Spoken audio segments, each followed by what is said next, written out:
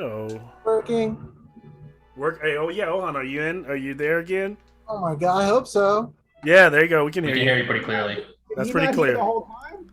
No, we couldn't hear him the whole time. He No. wasn't speaking. Yeah. He Did was you hear speaking, us? but we couldn't hear him. Oh shit. Could you hear us though? Yeah. Okay, so yeah, Okay, I figured good. you could hear us. You guys are talking about my beautiful tank top. Yeah. There you go. There you go. His Um, garage. Looking like the dude from Die Hard. Forgot his name. I'm sorry. Well, I've been Bruce on work Willis. calls in a like. I know in, Bruce like, Willis. basketball dude oh, this which week. dude? For which dude would it be then? The dude he's playing. Oh, McClane, Oh. John McClane. There you go, John McClane. I was like, are you saying that I look like the Middle Eastern guy? No, you look like Alan Rickman. Oh, fine. So yeah, anybody want to kick us off with a little recap of where we left off? Oh, I need that. Who wants to take a? Anybody want to, or multiple of you take a crack at it? Rakulas Anyone? frightened the orphans and Okay, yes. was threatened with great violence upon him. True. Threatened by an old lady with a shotgun. Yes. I wish it was a shotgun. It was a crossbow. Crossbow. But yeah. It could have been a shotgun. Blunderbuss. But yeah, Yeah, it was a blunderbuss. crossbow. I feel like that would have been more threatening because I'm Yeah. pretty sure I could tank a heavy crossbow and be fine. Yeah. But yep. Okay. Let's go in from Raklesh's perspective and what he experienced, and that was when he was dropping off the fulfilling his coin, and his order to the dude that he ate, like his honorable duty. Good old Terrence the orphan. Yeah. Anyone else? I know Ravi was on the rooftops. We had a very lovely conversation with Kildren. Yes, Yeah. Kildren came and let us know that we're up to bat for the mortal plane. Yeah. Bahamut's aware of what's going on. There's multiple people. Kildren, I think, took over ? Being Demetria's parole officer for now, at least. For now, yeah, seems like, yep. He also had a visit. He left just in time for Saget to arrive, Yes. who was informed of all of the awful, terrible, bad things that we have done. And it's now hopefully our dude. I like to imagine he's our dude. Basically making him aware of the fact that mind flares are happening Yeah. and are doing things, as well as the fact that we are out here doing things. We left him as unlikely friends. I think that's what happened, at least with Demetrius. Things at the house. Eldricron was both happy and curious as to why he was on the list for the party. Yes. It seemed to change a lot of his character and his outlook on the world just to be in Bahamut's book. It was really interesting, I thought. I agree. Yeah, Ravi attuned to humble- the stone. Ravi attuned to the stone, and now non-magical flames within 30 feet of him go out. Yeah. So we have been eating all funny. food since that. Still hilarious. Everyone's getting a sandwich Yeah. for lunch. Cold cuts. Yeah. Cold cuts. Elric went down to speak with the castle. Speak with Castellanters. Rotavio with Amnon. Amnon in tow. They got to see the kids. Amnon had some words for them, some encouraging words. Rotavio was able to share some information about the other enemies of Waterdeep. And Nature ruined Captain Sagat's entire life, probably henceforth. I really wrecked this dude's week. I really just talk about like worst case scenario about showing up at our house to talk to us. Besides maybe dying, he got like the close second worst case scenario of visiting us. Yeah. And also some guys had some conversations with the Castellanters. Wait, you guys should talk. Yeah, Castellanters got talked to. Castellanters got weird. Has a list. Yeah, I got the list. And that's pretty much it. That was really, and then there was a little tension between Elric and Amnon. There Yeah. was a very Oh, and wonderful musical moment that became tense. Oh, that moment's so funny. The Mad Dog session. Just they'd be like, no, wait to listen to me play. They just aggressively playing. Has any of Aggressive, the angry. I know there was some chat in character over the weeks. Does any of that play in? Does anyone want to share what conversations? Yeah, they Robbie and Eldricon were on the roof together. or That's pretty if we don't have to. Oh, maybe we don't talk know. that- we don't have to. Yeah, we don't have to talk it through, or we can talk it through in game. But I was wondering if that's something worth bringing into this conversation before we start. Otherwise, I think that's everything from last. Summarize it. Yeah, Yeah. just Okay. Ravi and Eltricon had a heart-to-heart on the roof. Okay. Yeah, and talked about Backstory sharing. yeah. Pretty cool. Okay. And so that ended that evening, and we go ahead and open another evening passing, another day here in the strange and wondrous city of Waterdeep, and our party rises with so many new discoveries, so much still unknown about the world, so many options, so many places to go, and I'll allow you all to set the scene. Where do we find you all? What are you doing? We traditionally start somewhere in the house, but that doesn't have to be. Maybe where have they convened together. I'll turn that over to you and give you a little agency over what do we start seeing this group do here, or what's like maybe the first things that are done that next day. I'll turn it over to you all. It's the next morning, right? Like time Yeah, wise? you could say it's next morning. You could push it and say it's the afternoon of that next day. It's up to you. Burfoot, I think, would just be helping anyone who's like making breakfast. Okay, so it's Or morning. Please, because I'm like shouting from 30 feet away, being like, all right, now just stir the pot and just don't let it stick to the bottom. Demetria is like, what if it sticks? What do we do if it sticks? Just deglaze the pan. It's fine. We'll figure it out. Blaze, she's like picking up the pan, like looking at the bottom. Yeah, exactly. Pour some wine in it. Okay. Ulrich will just be like trying to help out too, but to be like, all right, forget this. Let's just make a sandwich. Burfoot definitely like waterfalls some wine into her mouth before pouring it in. Demetria's Load like, for her, load for Grom, back to the bottom. Demetria's like, leaving me out. Come on, splash.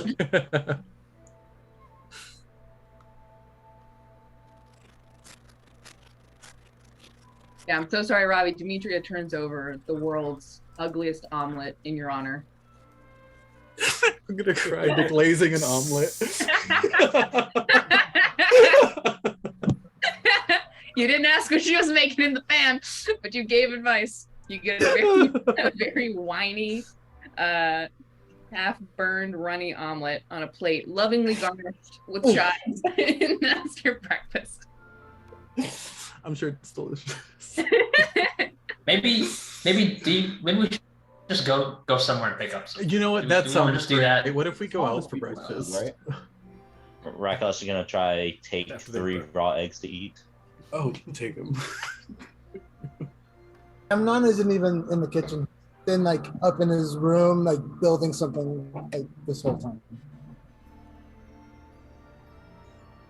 Is there a body of water nearby? We are in water deep. Yeah, I don't know. bathtub, bro. Oh no, it's like right up at the front. It's sort of like a saloon. We'll have like the watering trough for like the horses in the Yeah. morning. Happy just dunks in it in front of all the neighbors. Yeah, it's not even inside; it's outside. Yeah. Yeah, An inside water trough. Wait, that's a bathtub in it.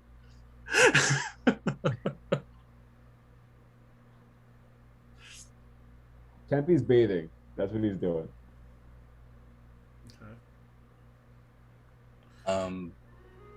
Eldricon, when I guess it's available, time is available, is, I don't know how hard or easy it would be to find this, but he's looking for someone like a teacher, a meditation teacher, but not specifically just meditation, more like occlumency from like Harry Potter, like shielding one's mind.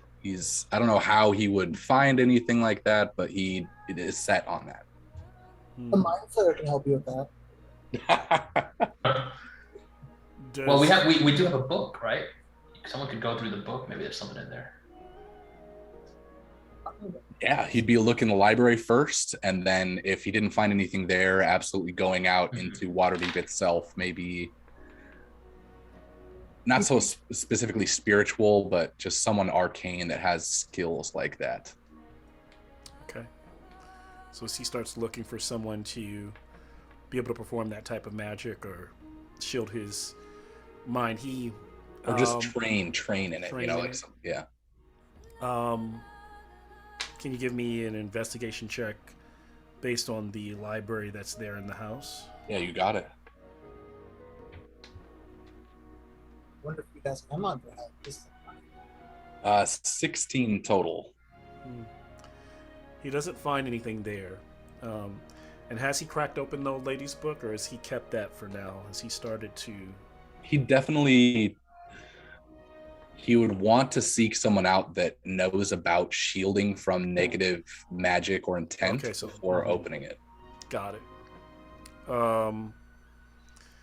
And so if he does, so right now, if everyone's setting kind of like this breakfast scene where, food is being made, does Eldricon just leave and walk out the door? Because now he's... Do we see him? Yeah.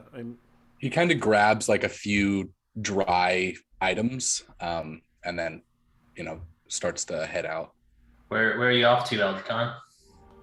I'm looking for maybe a teacher of some kind. Mind shielding. I don't know if any of you know about this, but yes. Mind shielding. I wish I knew something about mind shielding. I want to be Eldricon's friend. What do you intend to do with that? Or I've experienced maybe some what felt like intrusions. I'm just looking for maybe a way to focus my mind a little bit more. Amnon's gonna come down to Eldricon. I mean, do you think maybe I can help in any way? Do you have experience in this? It sort of runs in my family. I'm a topaz dragon, and I can do things like this. And the last thing I said went straight into your mind because I can communicate telepathically. So you are very good at penetrating minds. I don't know how I do it. It just comes naturally to me. But I'm sure there's a way I can help you practice. If you find a teacher, I'd love to hear what he has to say as well. I'm enthused to hear you say this. I absolutely, if you are interested, I mean, maybe we both could pursue this venture together, find lessons or some kind. I'm just about done with my current project. Maybe I will go with you. I'll join you guys too. Could be good to take a walk. And I don't know about a teacher, Eldricon, but I do know that there's the Temple of Ogma, which is one of I think it's like the largest library in the city. So there might be something to find there. The Temple of Ogma. That's exactly Ravi. Yes. All right. Well, why don't we go and maybe Axel and I can help you look around. Okay. I wouldn't want to intrude. You all have, I'm sure, many things. I'm gonna throw my armor onto Eldricon. I'm like, come on, stop being so nice. Let's go. I'm gonna put my sandwich down and be like, this was really bad anyway. Might as well just head out, get some food out there. Flesh does not understand. Why not just kill intruder? I wish I could kill this intruder, Rakalesh. I wish I could. It's a different kind of intrusion, Rak. How many eggs are there? Because Rakalesh has just been popping those things down. Oh no. Roll a D10. Hey, Ravi said have all the eggs you want. And to a lizard man with no self-control, The more eggs you eat, the less omelets Demetria makes. So I think it's better for everyone if you clear us out. Is everybody in the same room? Like everybody's in the same room right now, right? Like in proximity. Yeah, I think so. We're all downstairs, like maybe outside the kitchen. Yeah. I'll finish up and walk downstairs because I imagine I'd be quite hungry right now. Are you clothed or unclothed? Yeah, are you running? Always naked. Always naked. He's Always always. strategic. It's always he moves through the scene at the same time someone moves an object. Yeah. We're like fight from passing Beowulf. signs as he walks behind them. That's exactly right. No, Have y'all he's got seen the Beowulf movie? It's just that scene. Yes, yes, exactly. so good.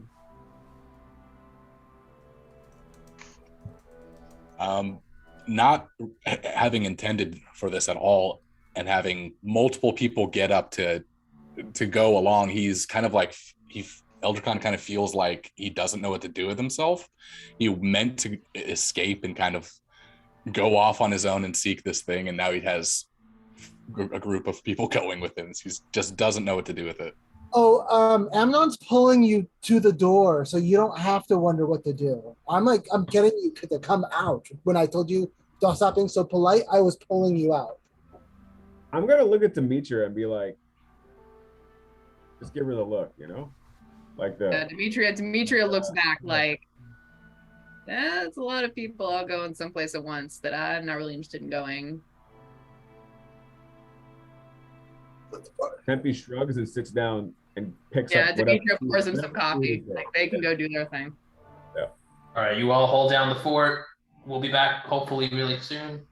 And hopefully without any worms in your brains. Okay, so who's all going to the library? I like put my sandwich Watch in the out for air that. and then take a bite of it. Yeah, and enjoy that. So Eldricon, Amnon, and Elric are going thus far. I'm gonna go too. Ooh, it's gonna be a party. Rakulesh is gonna go over, sniff the books on the bookshelf, realize they can't be eaten, and then just decide not to go to the library where there was just books. Okay. Fair Um, So I know my brain is always hard when it comes to splitting the party. So Amnon, Eldricon, Demetria. No, Demetria's staying back. Ravi and Elric. and Elric. Us four. Yeah. Okay. Then. All right. So you all end up walking through the streets. I imagine that though it's beautiful out today, and there's your this library is one of the nicer parts of the city. So there's a wafting smelling of the morning like bread and that in the city streets. There's recently just been the festival that you all attended on the night of the Castellunder, so it's only been a couple days since then. So you can tell that people are still kind of packing away the selling of multiple masks and stuff like that. Vendors are starting to put that stuff and take them out of their front store windows. A couple of griffins controlled or ridden by the city watch wheel overhead and kind of look up towards the sun. You see the library ahead of you, these large, huge steps that lead up to grand pillars, large, mahogany-like doors that have etchings that kind of tell a story of the lore of the Sword Coast and of Faerun. As you walk through, it's very quiet inside. Little light globes, like the similar ones that you saw in the cemetery. The light globes, those float around, in addition to little candles lit, because there's not much natural light. Unlike the Temple Salune, where they have those arching open ways inside, this place is very dark, and so those globes, if you got lost in here reading, you wouldn't know if it was night or day if you were in here for too long. And they're grand halls. I mean, shelves and shelves of books, and the library's at least it's about 3 stories high, and these grand staircases that go up to each level that allow you to walk around the perimeter, and at any point you can kind of look down on the floor below as you walk around and peruse the books. There are librarians that walk around, and if you need a book, kind of flick and use a little bit of magic to pull using mage hands to pull books down for people, handing them off. Um, that's where yours are at.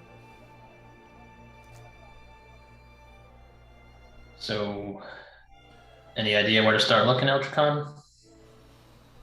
Yeah, he's. Maybe we should ask the if there is a librarian. Heads over to where he might find a librarian. Yeah. There's you kind of right in the center of the room, a grand desk, and a slender tiefling man sits behind the desk. He seems to be thumbing through a book of his own with small specks over his eyes. Very short, tidy haircut. His horns, it seems like he had them like shaved down a bit. And he looks up from his book and goes, "May I help you?" Yes. Do you happen to have any material on shielding of the mind, occlumency, or also, if while you're at it, maybe information about mind flayers and anything you have on Tiamat? Fair. I would warn you, I have no actual spell books. You don't. Not saying that's what you're looking for, but you wouldn't imagine how many people come in a day looking to scribe spells. I have plenty of books on magic. Maybe used to study to find out how to do certain magic, but no actual spell books. We used to carry them, and they constantly pages kept getting ripped out of every single book. And he starts to like walk you to like the Arcana section. Mind shielding. Okay, follow me. And he grabs one of like the little globes and it floats in his hand. And you all walk down a hall. And he goes, this section, and then Tiamat, children's storybooks. And he kind of like walks down to another section. And he finds a book and pulls that one out, and he goes, "This one's very popular." And on the cover is like the crest of these like 5 dragons. When you open it, it is these like really kind of fun drawings of like heroes fighting this like wild creature. Maybe we should have gone to that small library. I think we could have maybe ordered something. And anything about mind flayers? Mind flayers. Yes. You know what? Recently we were told. I find it just to be a bit of some marketing, but he takes you to a section. Goes, you could find us there. We've never had many books on the strange alien race. Don't know much about them, but he goes. A couple. The city. I mean, our whoever like runs the library had us remove the 1 or 2 we had and replaced it with this trash. And he pulls it out and it's Volo's guide. Are the original If you ask me, this guy is full of shite. But there you go. Between you and me, I think you're right. Do you happen to have the original books here still in the back? Yes, I was about to ask the same question. Anything you don't let the public see? I am very delicate with books. In fact, I love them. I'm passionate about books. Anything old? You can decide. Eldricon, you're the last. Why don't you give me your persuasion with an help action from Ohan, or from Amnon? Okay, got you. Got this, man. Got this. I imagine that it's deception because he does not love books. But that's right. You do deception. That's fine. No, it's the same. It's the same score. Dirty 20. Okay. He got a well, if you insist, I'll go take a look. They may have already moved them, or they may be packed up. I won't. I'm not going to bend over backwards to find them. But if they're still in a general area, I'll bring them to you. And there's a few areas where there's like a little small area where you guys can kind of study.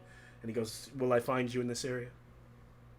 Yes, we'll be right here. And he will like palm him 5 gold in a handshake.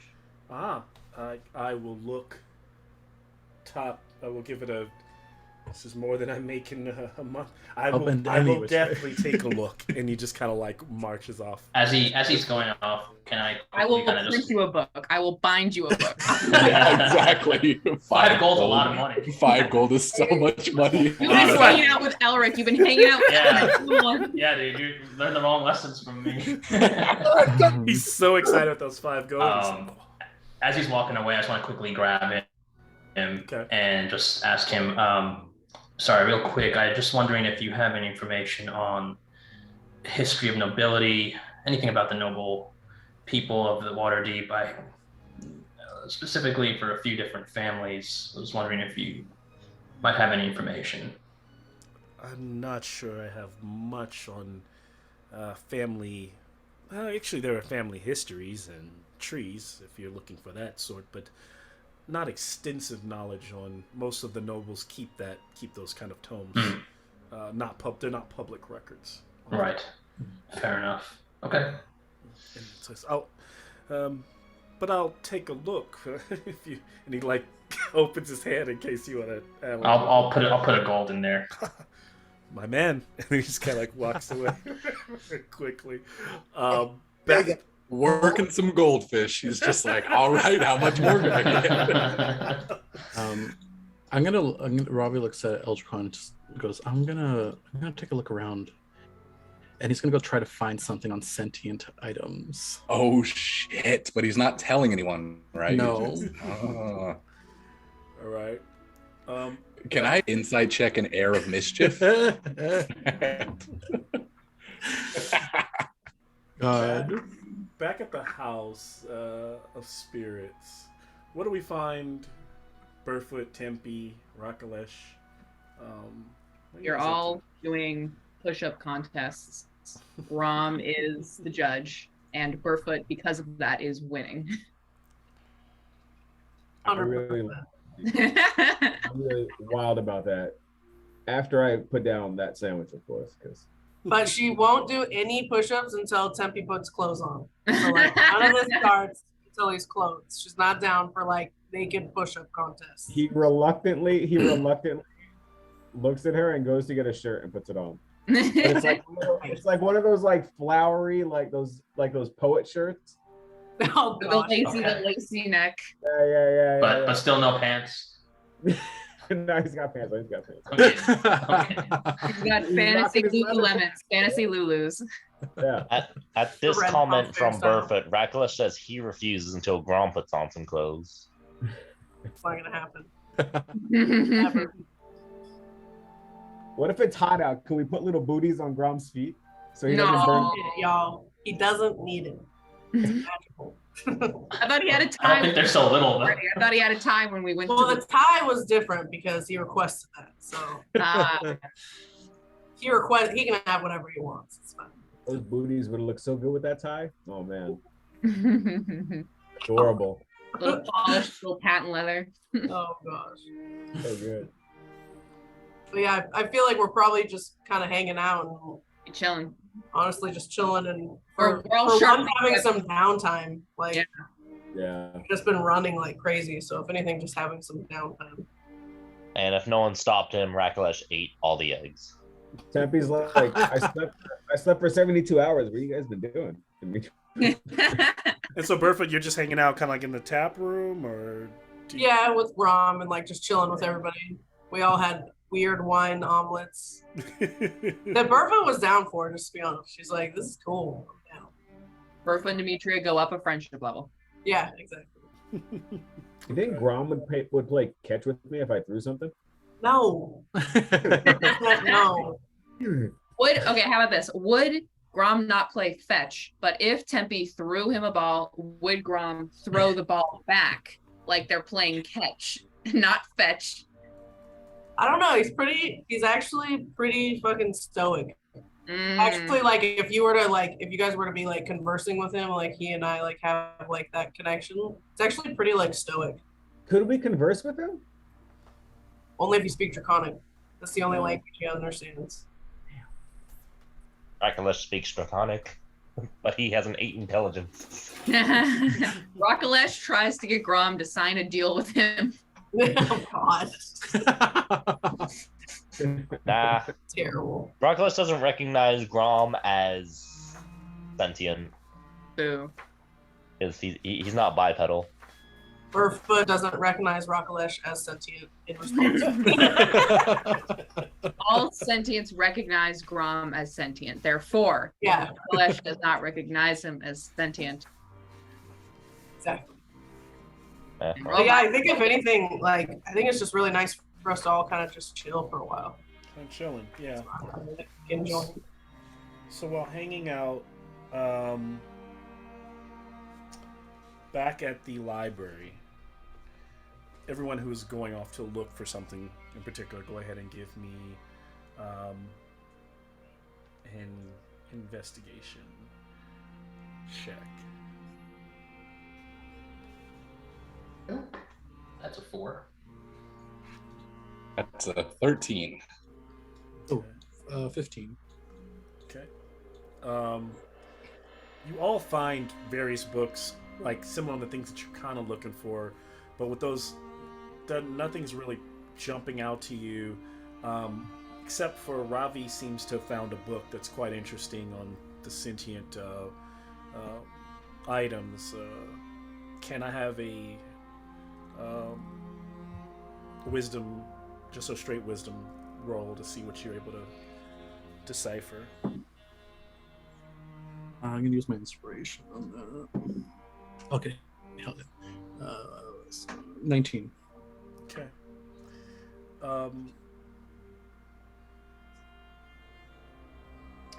So from this book that you're reading, Ravi, you are able to ask. You said 19? 19. Okay. You're going to be able to ask 3 questions. You can ask.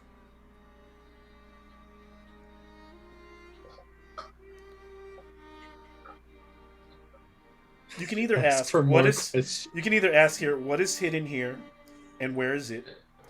What does it mean? What has happened here? What threats can I perceive? Or where is it? Or you can ask. So you can ask up to 3 of those, or you can ask 1 question of your own design. Oh shit. And I'll answer it as truthfully as possible. Okay. And when I say truthfully, based on what you decipher from the book.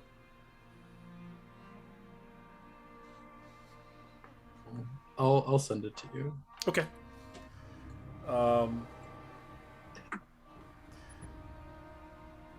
So, not coming up, Eldricon not finding a lot about different cultures and how they did certain things in Faerun, and how people view certain magic, the different schools of magic. So far, I mean, in the past, 30 minutes, 40 minutes, almost an hour, nothing's looking through several books and nothing's jumping out at you about like shield, mind magic. How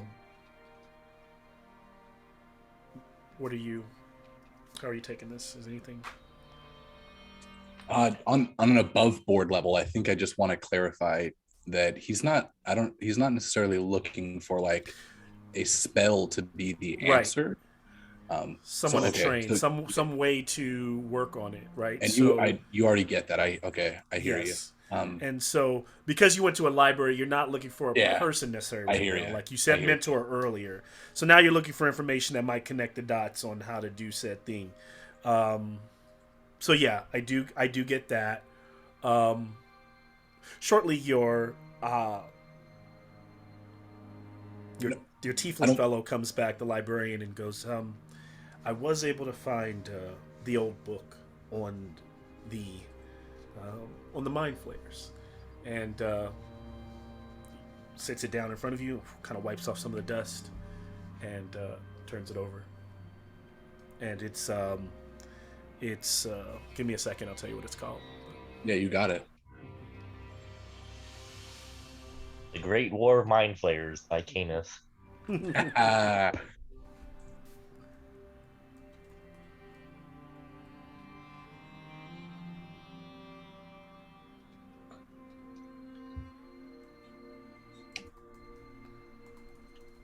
or just how to kill mind flayers by Kenneth. It's just one page. Stab it through the head. You think they got any of those YA vampire novels there? Probably. I'm sure if you were there, you would find a bunch. You'd be able to find those. It's called Strawed After Dark. It's called Dusk, and it's two I hands. love it. Oh, I love it so pomegranate. much. I know Strawed After Dusk would be in the more adult section.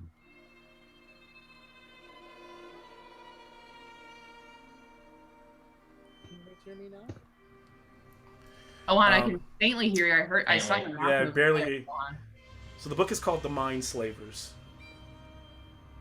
And you see that there.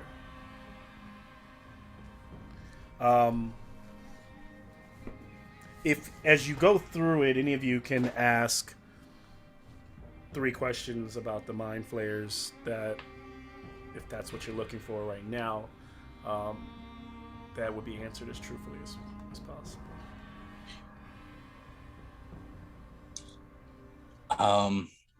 And you don't have to ask them right now, but I mean that's basically what I'll give you from that book. Doesn't mean they have to know now. So Robbie has gone off. Yeah. Elric and Amnon, are you guys nearby? I'm sitting there. And Robbie, have you sent me anything yet? No. No, I'm typing it out right now. Got it. Okay. You hear me? Yeah, Yes. it's low, but I can hear you for sure. You're a little low, yeah. Oh no, you went out again. Now you went out. Either way, I stayed with Eldricon the whole time. Yeah. Okay. I'm gonna peruse that book at first, but taking notice that they're nearby, and if I find anything interesting, I'm gonna call their attention.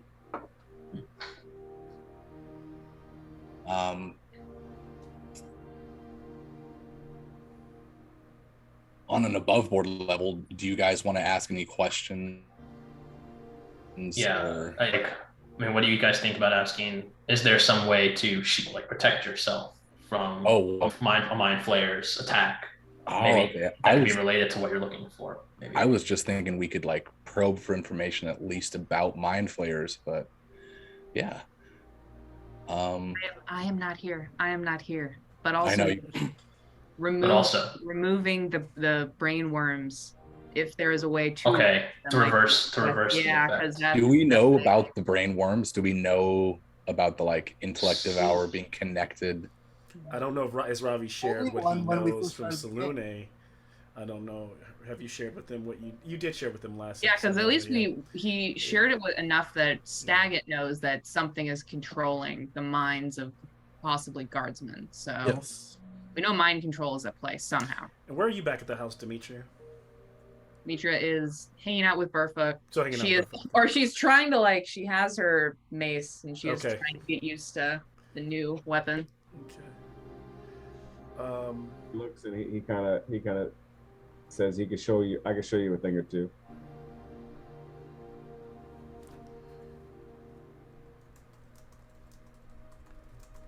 Feel free to roleplay some sending something. Yeah. Eating up the empty time as Malcolm comes together. Yes. Demetria accepts. They're doing katas together. Mace katas together. 3 ninjas. Does Tempe have a mace? Speed of training. No, but he used it, so he could just, Would you like to borrow Rakalish's mace? Oh yeah, that's a great idea. And since y'all practicing weapons, Rakalish is gonna practice with that great sword he got. So suddenly, the most barbaric, untrained, just overhead swings. The door swing open. Flowery shirt off first. Door swing open to the House of Spirits. 2 guards step in, and these are not the normal City Watch. These are decked out in the regal Neverember seal. Always wearing white and gold. His hair done very well. His blonde hair kind of pushed back. Neverember walks in to the room. His white gloves on. His sword at his side.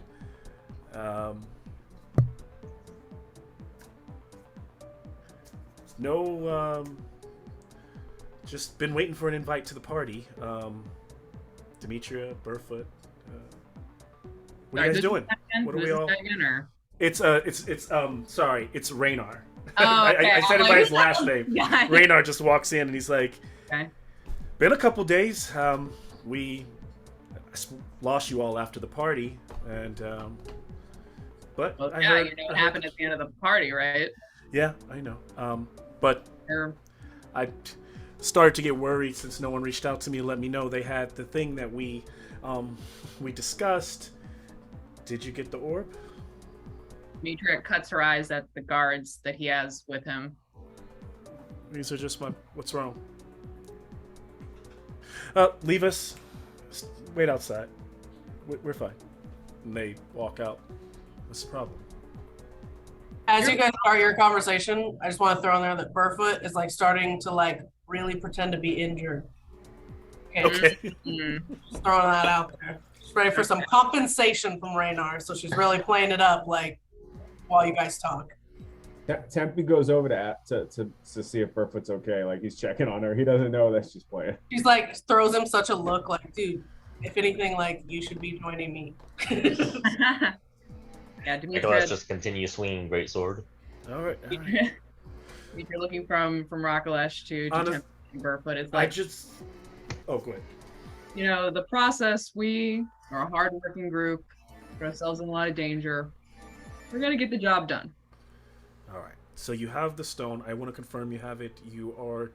I just want to make sure we get this. Listen. It just. Pardon me, my impatience, but we have a deal. I trust you. You trust me. I want to make sure. I think I've done my part by deciding to give you 60% of what's found there. But I also think time is of the essence and hope that we can move on this sooner than later. Can I do an insight check? He seems sketchy. Yes, Or help Demetria because she's probably doing an insight right now. Your insight is better than Perfect. mine. You can give me an insight. Yeah, I was about to lie to him. No insight. And I don't want to screw this guy over. I think the argument was he gains 55 and we are 45. Yeah, it was lower than 60, but I wasn't gonna correct it. No. Yeah, when you rolled it, I don't know if you go back to. I upped it to it was successful. Okay. I upped it to 60. I just rounded it out. Yep. I literally rolled a natural 20. I'm not shitting you. Okay, so this appears to be Raynar. He is he's a bit fidgety, but you imagine this probably would be anyone who knows that a group that has his family's wealth, the key to his family's wealth in their pocket, is trying to keep tabs on and make sure they actually follow through with what was promised. Demetria is gonna put a hand on his shoulder, sun guy him a little. Gonna put her hand on his shoulder. Gonna be like, right, face on the shoulder. You trust us to do this. That means trusting us to do this. The plan is sooner rather than later, and we got this. Right, let's just blurts out, there's a dragon. Okay, there's definitely that. There's a dragon. There's a dragon. But we've been in discussion about the dragon. Don't be worried about the dragon. I'm not. Arnex. Yeah. My dad used to talk about Arnex. I didn't think the dragon was real. You got some insights for us there on this guy? He told me he was good, upstanding, maybe a little greedy, but a good golden dragon. Greedy, because he watches over the horde for, right? Yeah, that's the story that I heard. Okay, the dragon's real. Well, if my father, what I can tell you is if what my father says is true, then the dragon trusted him very well. What was that trust based on? Do you know, or just experience, time? No, I think knowing that the money was my father's, I think if anyone's coming to take it, the dragon might want to see my father, might want to see me. Listen, the dragon, he actually kind of thinks to himself, he realizes he's going over, goes like, the dragon actually might respect me since I am Neverember's son and from the bloodline. But no, for you to take 60%, you should have to go. I don't want to go down there. I say, yeah, it seems a little dangerous, for no offense. someone who would need to take Listen, guard. No. I'm not offering to go. You have any sort of a sigil, symbol, signet ring, portrait of you standing next to your dad that's pocket sized, something that we can. a breastplate armor that has the crest on the chest. Yeah, +1 breastplate armor that. Something. I'll write you one of my paper letters, my paper bird letters with the crest. You guys are driving a hard bargain. If you guys skip town on me, he takes off his ring, his crest. He goes, I will send the crest. I will send the letter saying that this is my sign to RNX. And Demetria's thinking to herself, Demetria's not the brightest girl. She's not the sharpest in the cutlery drawer. I mean, dragons are kind of big, man. Is he going to be able to read a letter you write? He said, my dad told me it was that. I thought golden dragons are supposed to be smart. I don't know. I thought they were like...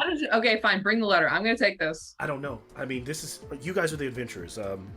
He goes, why are you wearing why do you have a Bahamut shield and a Lathander? Never mind. Can I at least get a drink? You guys they used to float around. Someone used to serve me when I came in. Like, no. Yeah, other adventuring things happen. Would you like an omelet? No, thank you. No. And he's quickly he realizes he feels comforted after he's talked to you, right? He hasn't heard from you in a couple days. You guys didn't really reach out to him. So he's kind of made his dramatic opening and kind of checked in, and he's like, okay, and he starts to head out. I mean, I wasn't gonna pour him a drink, but okay, if you want to go, bye, man. Yeah, he takes a quick shot. He's like, thank you. Also, wait, do we know, has it been established after we get out of the vault where we're supposed to meet him? What's the escape plan once we get in there? This is a good one. Maybe he was like, oh, wait, hold on a second. Let's talk legit. Yeah, you have you know where his actual location is. Okay. Does he want to go there, or does he want us to? But he actually probably doesn't want you to go there. So if you're bringing he tells you that once you secure that much gold, you're going to need to secure it, and then we'll have to come up with a transportation system because you're not going to be able to probably carry it all, Unless he gave us a bag of holding. Or a gate scroll. And a bunch of cool stuff, because we need a bunch of cool stuff. Burfoot faking injury, I'm really helping the and also goggles for dark vision. Yeah, dark vision goggles. We're putting a whole list together for this guy. He'll look into seeing what he can do, but a wish. We're putting together a wish list. I thought you were gonna ask for a wish spell. Deck of many things. Get us a deck of many things, and then we'll talk. God, don't give that. I want that so badly. Basically, his letter. That same letter that you present to the dragon, also once things are said and done, you'll be able to scrawl what's complete, fold it back up, and to come back to him, and then he'll send further. Further. Okay. After hearing he's gonna deliver a letter to the dragon, Reckless kind of put his sword down. Was like, it must be a really small dragon if he can read a letter. That's what I was saying, but I don't know. He can probably human shift, which will be. I mean, you're thinking that it's a big dragon. How is he gonna read the letter? Reckless just believes it can read the letter if it's being sent, so it's a small dragon. MP laughs again. It's out loud. It's really, to him, that the joke is super funny. Back at the library, how are you all doing? What are you thinking? Do you guys stick out another? You've probably been there a couple hours. Do you still spend more time here, or what do you? Just for time's sake, I'm gonna ask you after the game what those pre-written questions were, and then just get the mind flare questions from you after, if that's cool. That's fine. I like that. He's looking through, passes the book off to Elric and Ohan. This is actually pretty good information. And feeling that he's not finding, at least the Tiamat is a children's book. He perused it. It's the same thing as the play. And the mental shielding, he's kind of realizing that he has to maybe reverse engineer the experiences he was having as a child inside of that cult. Them practicing the open your mind to Tiamat, open your mind to her, to Takesis, right? he's going to try to reverse engineer that process that he went through and try to close through meditation, at least until he finds someone. He's going to go looking regularly, but starting off on his own. Have any of you? I like it, Elder Khan. Excellent. Have any of you also? Has anyone cracked Volo's guide, or no? That's here at the library. I believe Amnon, you're muted, by the way, but I believe you spoke to you spoke to Volo, so you do have some insight, right? I think.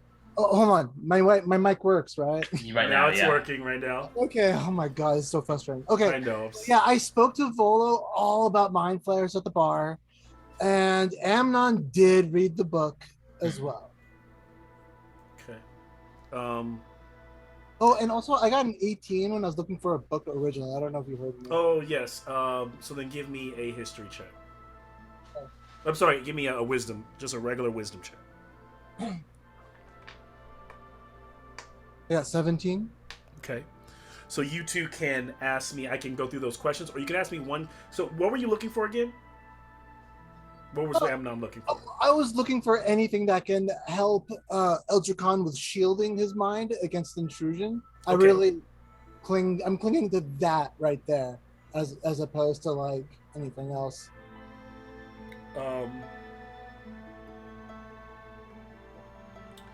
You find a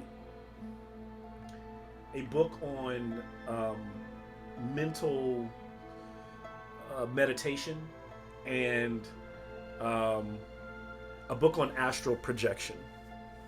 Now, whether that can help or not, it doesn't seem to necessarily directly be about shielding the mind, but yeah, and it seems to have wild claims about one being able to transfer themselves into a different plane of existence, this astral plane.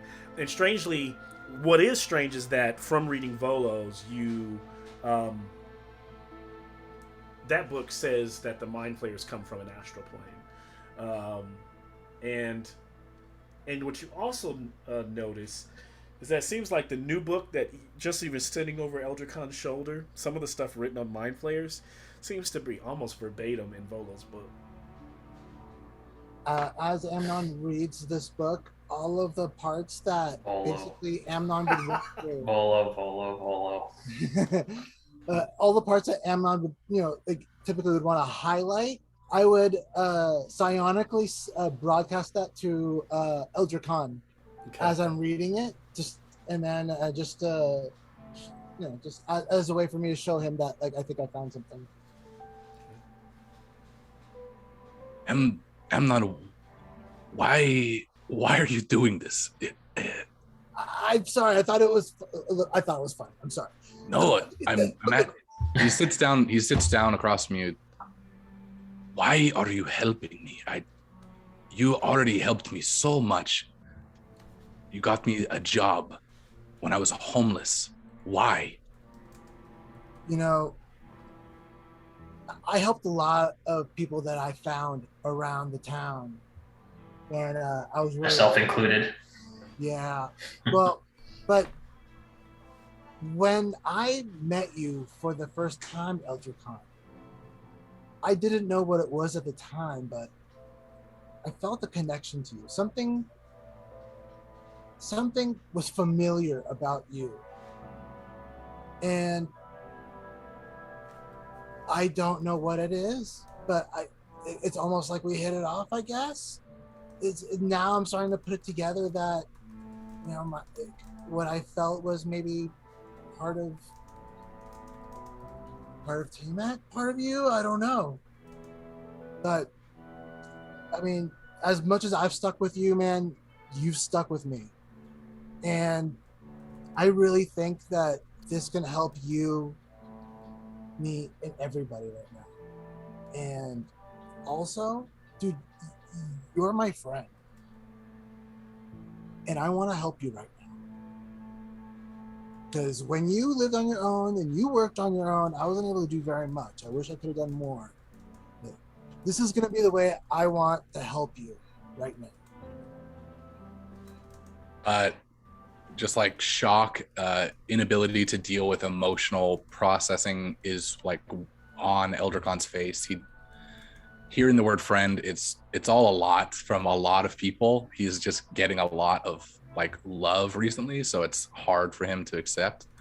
He's gonna reach into his pocket. This is the only way he really knows to deal with that, is by trade, bargain. So he's gonna just put 10 gold on the table and be like, thank you for your help. Amnon's gonna take the 10 gold. He's gonna count it, be like, oh, no problem. Here's your change. He's gonna put all that gold back down on the table. There's your change, my friend. Now, come read this fucking book. He listens and reads on astral projection and meditation. So let's look into the astral projection and let's look at some of the psionic abilities.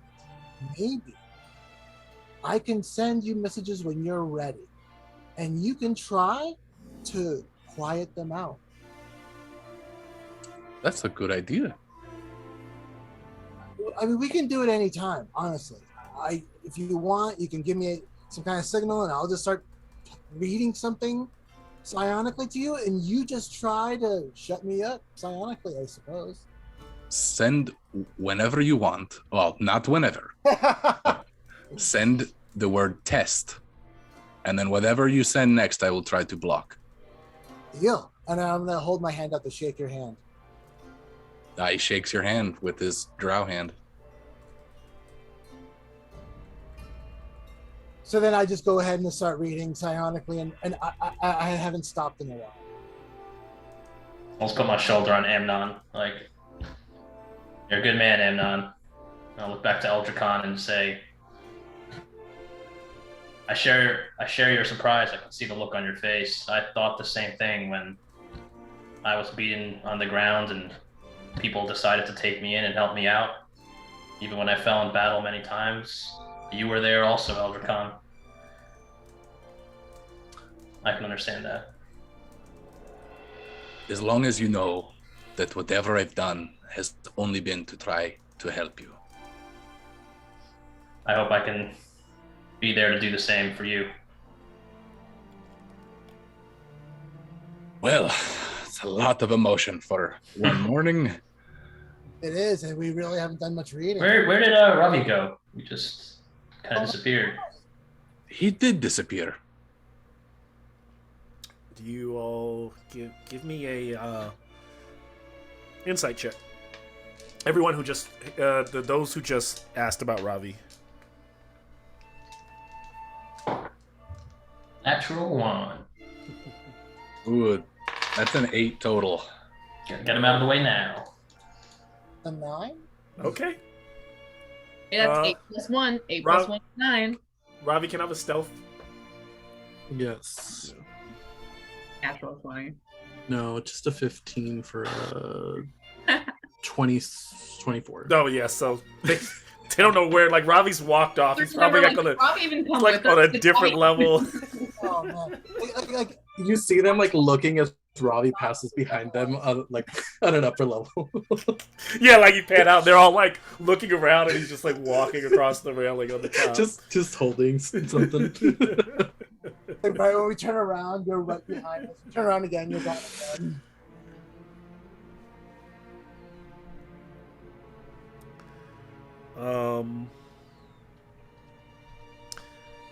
So yeah, I mean, there's a lot of different things going on.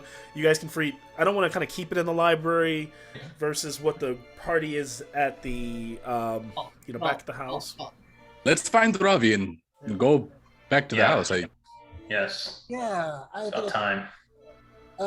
Axel is on my shoulder just as like a raven right now. And be like, Axel, go see if you find anything, and then let me know. So I guess we're all splitting up. Yeah, I guess if we can start heading back. If we don't know where Ravi is, we'll just. I mean, I could just be like, I'm sure he'll meet us back at the house. Give him some time. Let me just try one thing though. Okay. I'm gonna pick up a random object off the floor, and I'm gonna rub it, and I'm gonna start tinkering it to make things louder, and then I'm gonna put it up to my mouth and be like, Ravi, come to the front. Ravi. The librarian's just gonna walk up to him and be like, Look at it for me. and then hold out his hand for a gold. All the people, like, they're scattered in different parts, look around. There's a couple people looking appalled, like, who are reading them. The tiefling librarian is down below, looks up, and one of the people kind of walks over, like, they're being rude, and kind of looks at me. He's like, I'll deal with them in a second. You can tell that he's kind of like trying to buy you some time. He's like, they paid me. He's just thinking to himself, 6 gold, yeah. 6 gold, 6 Yeah, gold. he's like, so. It's like, all right. I hope you heard me, but I think it's best if I sit outside right now. Yeah, Robbie, you hear that? You hear this huge PA announcement goes out across the. Amnon's going to go sit outside right now, but the Raven's going to sit on Elder Khan's shoulder so I can see what's going on. So you're sitting outside, Amnon? Yeah, because after that and everyone looking at me, I don't want to like start a fuss, you know. Can I have an insight check? Sure. You call us out on insight checking a lot, Malcolm. You're calling for a lot of insight checks this afternoon. 11. Okay.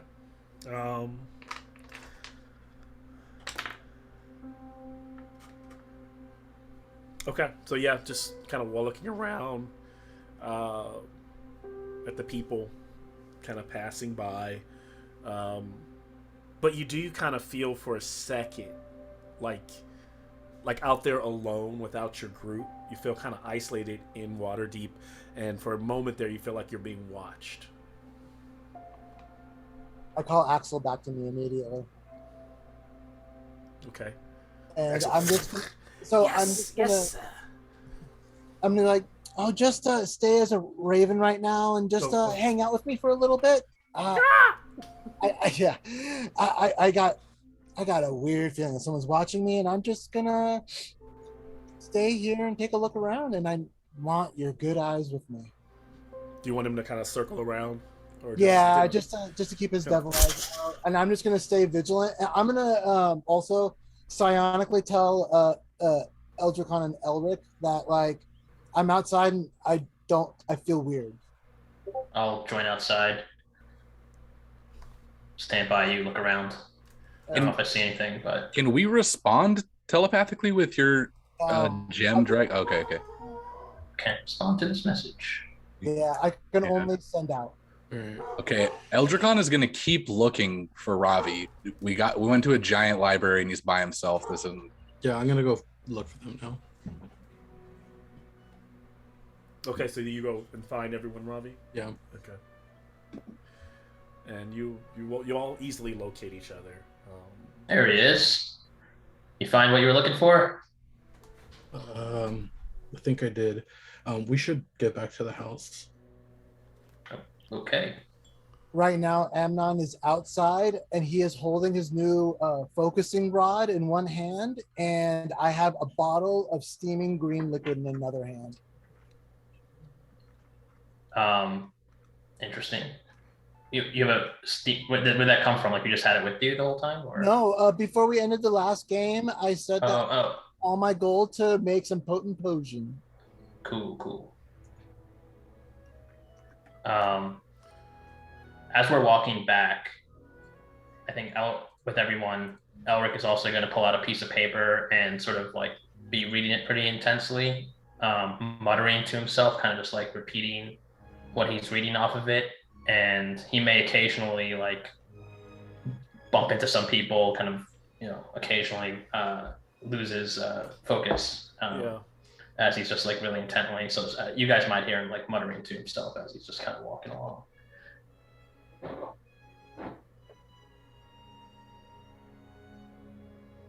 Are you outside with me right now, or still? Yeah, like as I'm saying, as we're walking, assuming we're walking back. Can I do a perception check, Malcolm, to see if I notice anything around? I'll say you notice it. Okay, so what do I notice? You just hear me muttering to myself as I'm reading from a piece of paper. I meant to the feeling that I'm being watched outside. Oh, okay. Were we being watched? Malcolm said I had the feeling that I was being watched, and that's why I called you guys outside with me. And so you guys are walking back to the house, right? Or no? That's what I was thinking. Yeah, that's the plan. Yeah. We should go. So moment, kind of fast forwarding in time. 30 minutes later, you all arrive, maybe even less than that, back at the house. It's somewhere around maybe right before noon. It's not even noon yet. As you guys arrive back and walk in back from the library, I know that the group's probably sharing that Raynar just dropped by and so forth. So we could even pick up from there if you like, for the sake of time. So when are we doing this thing? I think sooner rather than later is the plan, because keeping the shit on the back burner I don't think is in our best interest. Okay. How about tonight? I mean, honestly, we should probably go the sooner the better. Or now? Are we all rested up? Anyone need short rest, long rest? I feel all right. I'm okay. A what rest? Do you want to? I think at this point it's become very clear that, like, Ravi's like been kind of quiet. For, like off quiet, like darkly quiet. I don't know if it's like darkly, but definitely to himself in his own meditation, in his own Very thoughts. pensive. But yeah, pensive. I might bring it up one more time to probably just be like, "Hey, I noticed you were gone for quite a while. We had got some interesting info about the mind flayers, but hope you found everything you're looking for." I don't know if I found what I was looking for, but I definitely found something. We're not, I mean, obviously we're not the first ones to get to this vault. The Castellanters were there. Right. So I don't necessarily know how much gold is still left for us to find, but I do know that the Cult of Dragons has been there. The Cult of Dragons has been there. How do we know that? The cult. How do you? Ravi's gonna produce the stone. The stone's been speaking to me. Like speaking, or like speaking? Like the thing that Amnon does. I haven't heard a thing actually from Ravi. How has this been going? How long has this been going on? You've been holding on to this thing all day.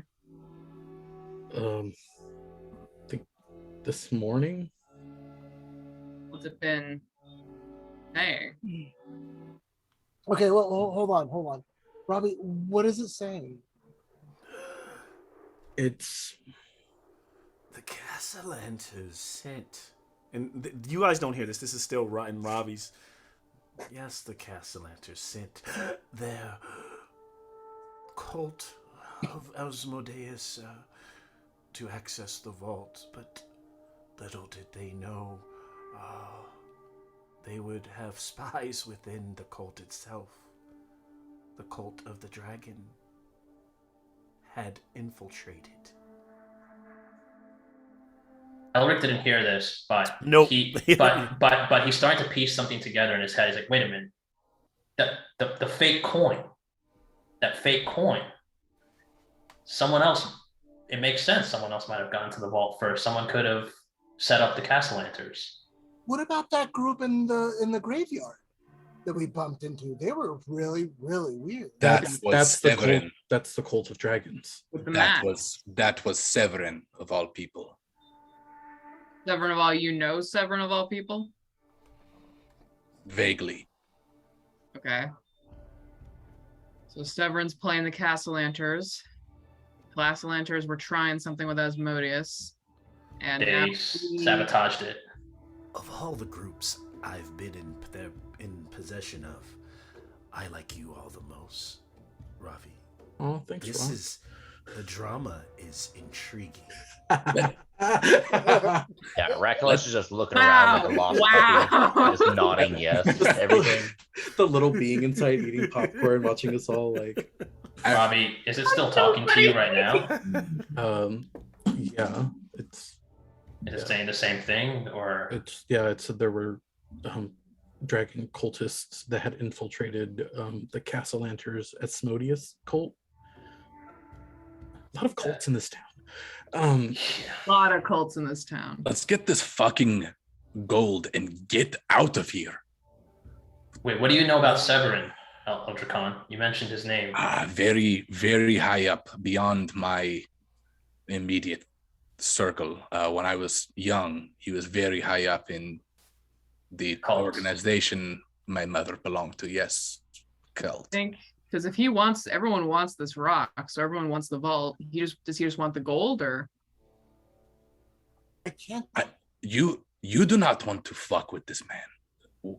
I don't want to fuck with this man. I don't want him to fuck with us. If we're going to be in there pulling, magical shit out of this vault to try and pay off Raynor, and we pick up something that we'd rather leave locked behind, just make sure that Severin can't get it. No offense, Rakalash does not find any of you humans to be mateable. Not human. Mateable? He said mateable. Not human, and thank you. Not human, and thank you. Hey, that's because you said don't fuck with Severin. Oh. Very, very good, Rockalash. Rockalash, you keep us humble. Thank you. Okay. You don't want to go in there? You want to go in there? I think we need to go in there. Whether or not I want to is another thing. I think we need to go in there. Fuck. Do we know anything about Severin? Weaknesses? Anything? Weaknesses? No. He is a powerful wizard. I'm listening. Wizard. A source and magic user. Magic user. Wait, but I look at Robbie. I go. Is this the guy we have to fight? I mean, if we're gonna try to take down Tiamat, I'm sure we're gonna have to fight him sooner or later. I think we need to head to the vault because Raynor, when he was here, did not seem very down for keeping the fact that we have this orb secret. He was about to blab in front of his hirelings. So I think we need to head out now. I think we need to lock up, kiss our wine bottles goodbye just in case, and we need to get to that vault. But we're not running into a trap or anything, are we? we wouldn't know. There is no trap. The dragon is small enough to read letters. Well, wait. Tempe laughs again. Robbie, time is of the essence for those who typically hold me. The one fellow not long ago lost an arm. The metal flying fellow was jumped by demons. Then there were... So a lot of people everyone wants a piece of me. I'm just that popular here in Waterdeep. So I wouldn't be surprised that if you don't act fast, someone will come and claim this. You're spacing out. Is this thing still talking to you? Yeah. Yeah, it says we should get going. Time is of the essence. All right, let's just get this over with. Hopefully we don't run into this Severin fellow. Should he be holding this thing? And he's just gonna try to mage hand it out of Robbie's possession. Do you trust that fellow? Or Robbie's is it like my precious? What is by the way, what is the pronoun? I apologize. He for the rock? Creature, the rock? No, Robbie. Oh, Robbie. Oh, he? Right on. Wolf/howl. Oh, Wolf/howl. That would be a good. Demetrius steps up next to Eldricon and just stands next to him as he tries to mage hand this rock away from Robbie. Supportively. Does I feel like Ravi as of this point has no qualms about someone else taking it. Can you still hear anything now that it's not in your hands? I think so. I'm still attuned to it, right? Still attuned to it. Yeah. So now it's just, and it looks like a flowing, kind of I want to say like a galactic magic kind of orb. It's because it's glowing right now because it's communicating with him, but it almost looks in a strange way like a gaseous mucus-like substance when it's clear, when you can see inside of it. When it stops, it just turns back into that stone. So now Eldricon is holding. Or no, it's maged hand. It's mage hand is holding. Hand. Is it still speaking to you? It is. It says it's the Why is aboleth. everyone so concerned that I'm speaking to you? Yes, I'm Sorry, speaking to you. we don't run into many things that talk. What? Oh, He- sorry. It's Eldricon- If he wants me to speak to him, just Eldricon drops it into his Give me hand away. and just goes, "Ah, well, you already fucked," and just hands it back. Like, well, Let's just go, guys. Let us know if it's giving you too much trouble. If it's just info, I guess it's not a big deal. I don't know. Wait? Sorry, I'm not the trouble. who's the trouble? Everyone who wants me. I just, I'm around for the ride. I've been around for this ride for a long time. Ravi, you okay? Sorry, this is a saucy rock. Saucy. What do you guys say that we tie a rope around Ravi when he talks out like this, and let's just leave to the vault? Wait, why are we putting a rope? What? I think Amnon's scared of the rock telling you to betray us or something. I think we're gonna be good, What's right? that? Are those Xanathars men? Tempe trusts Ravi for sure. Wait, what? What about Xanathars men? Oh, I thought I heard them outside. I could have been. Outside. Yeah. Demetra. Demetria steps up. I'm fucking with you, Ravi. We... No one's there. He steps up to the. If can't hear this. Ravi Demetria steps up, looks outside. Check outside. She goes up and she if we have like a peephole. I imagine after getting stopped by the cops, Demetria carved out. And Demetria can hear someone stepping up, like slowly, kind of walking up on the front steps of the. Oh, but you're looking out the side window. She's trying to peek. And as she peeks, she realizes it's the paperboy was mad late, even though it's like close to 12, and he's like dropping off, like, and he just like, sorry, and like goes running off down the street. Wait, he goes like that? No, sorry, no. Get him. At this point, you're so paranoid, you probably saw it. Like you saw it whether it was there or not. Oh, he's just like looking at him. Like, Demetria is very paranoid. Demetria saw it. Demetria's like, we got to go to the vault right now. Amnon's gonna run upstairs, shuffle up in his room. Yeah, let's get our stuff. Break. He's gonna shuffle downstairs with this like thing wrapped up in the cloth behind his back, and be like, "Oh, I got everything I need." Is everyone ready? Yeah, grab my stuff. Yeah, I'm packed up, like ready to vacate and move. Let's do this.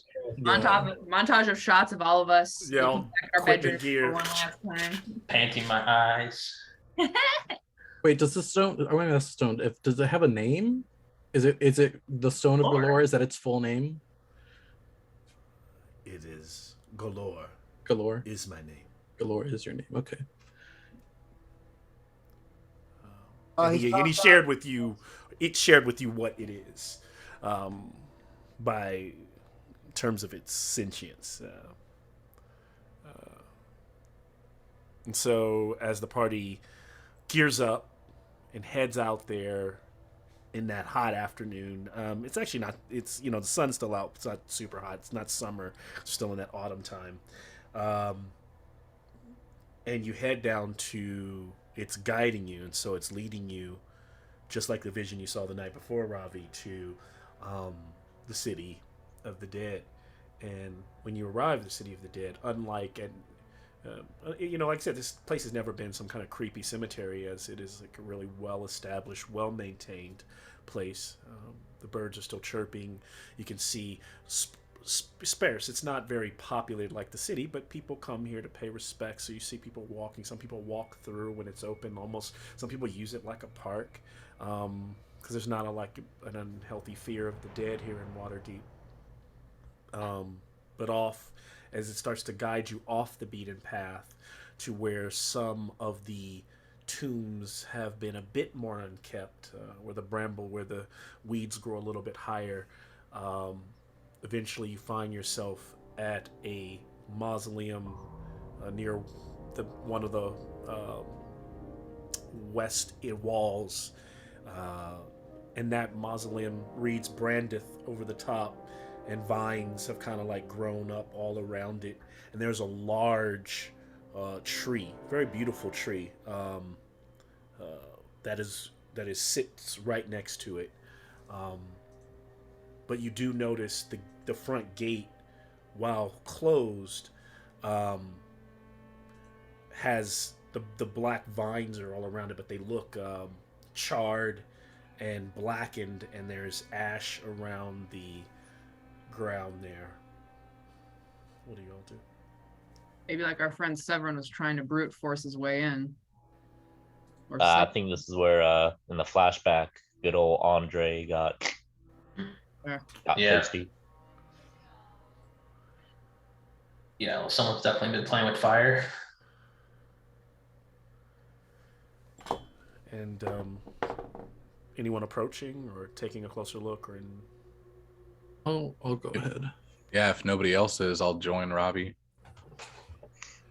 Ravi and you walk up. You open that gate. It's still on the hinge, and the vines kind of just turn to ash, almost like they crawled up after whatever magic was cast here.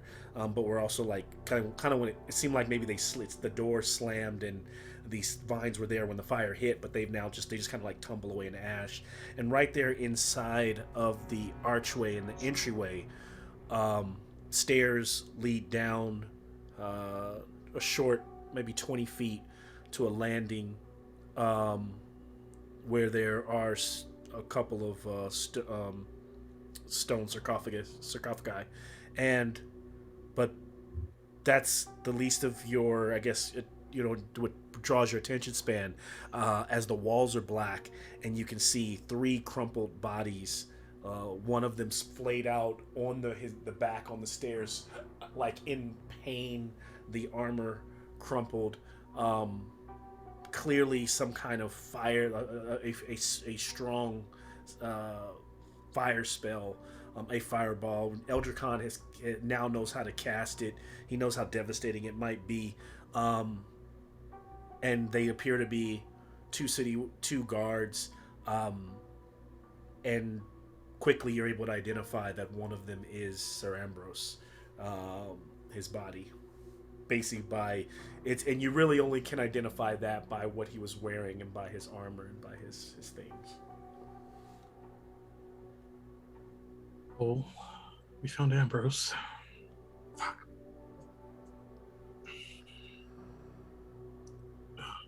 Oh, Han, you muted. Looks like a fireball, right, Eldricon? What was? I'm sorry, you're low, I think, or did it? Again, yeah, dropped off for a second there. Amnon just asked to confer with Eldricon if that it looks like a fireball. Yes, absolutely, consistent with the damage we saw outside the house. Helen. Can I forge a little bit ahead and look for traps? Yeah. Right. Yep. As you forge ahead, go where Ravi. Perception check, Ravi. Perception 19. The one, after you come down that one flight, there's just a hall.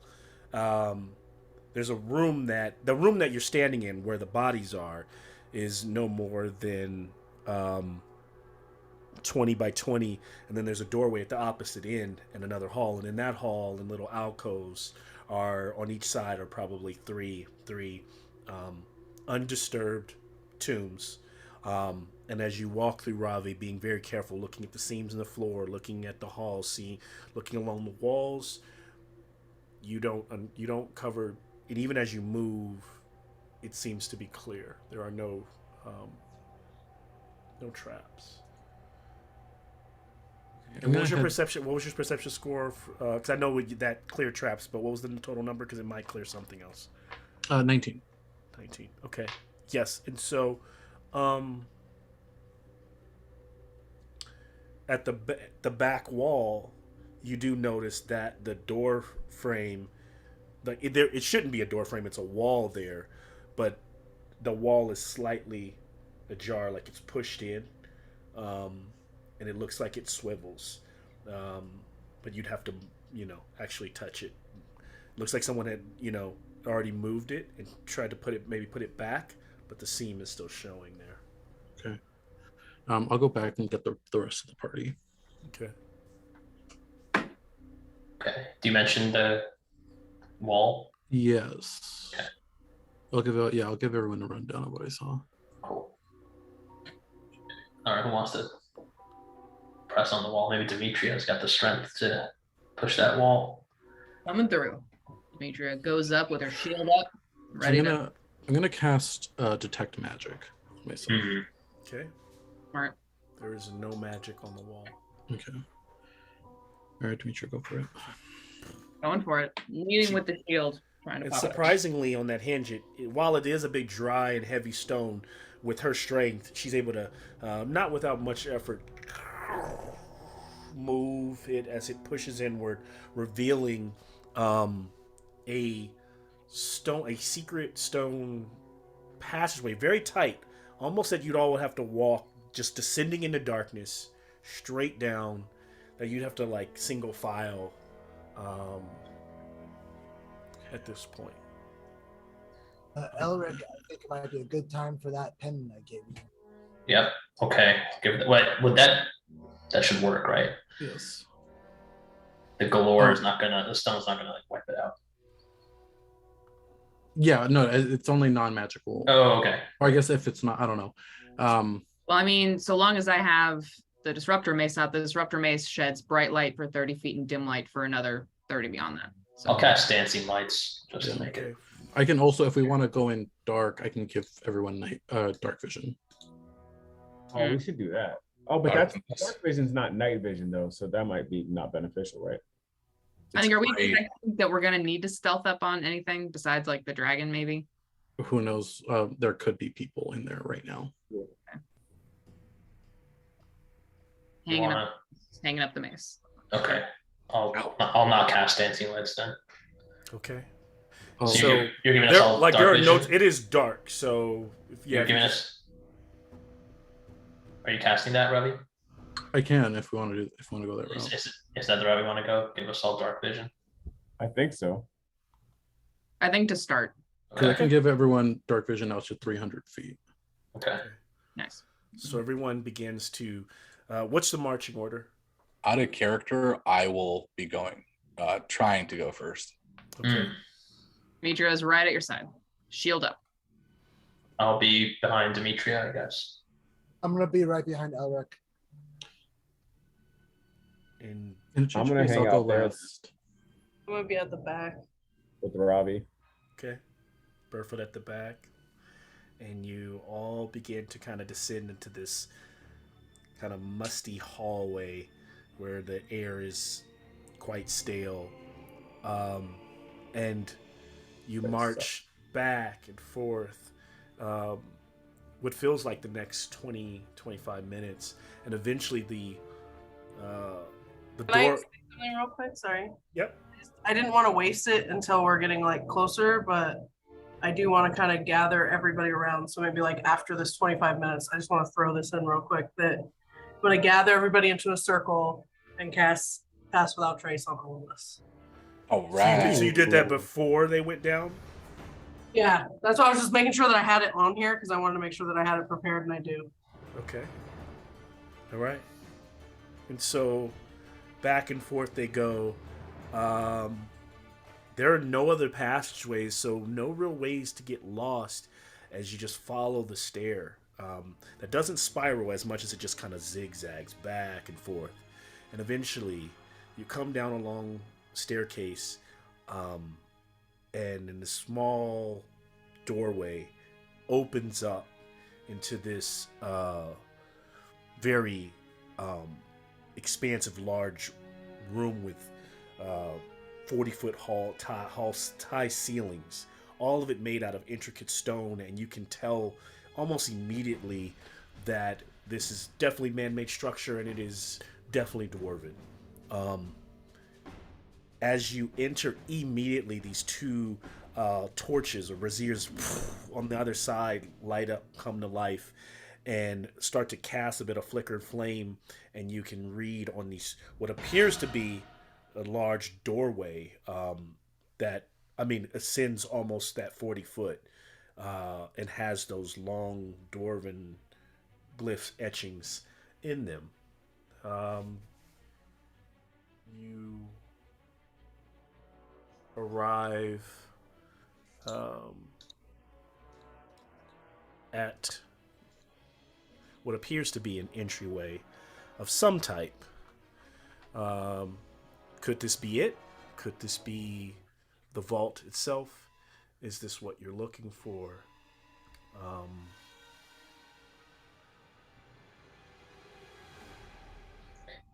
Can we read it? I can speak Dwarvish. Okay. And so as you step forth to read it, Elric, you notice that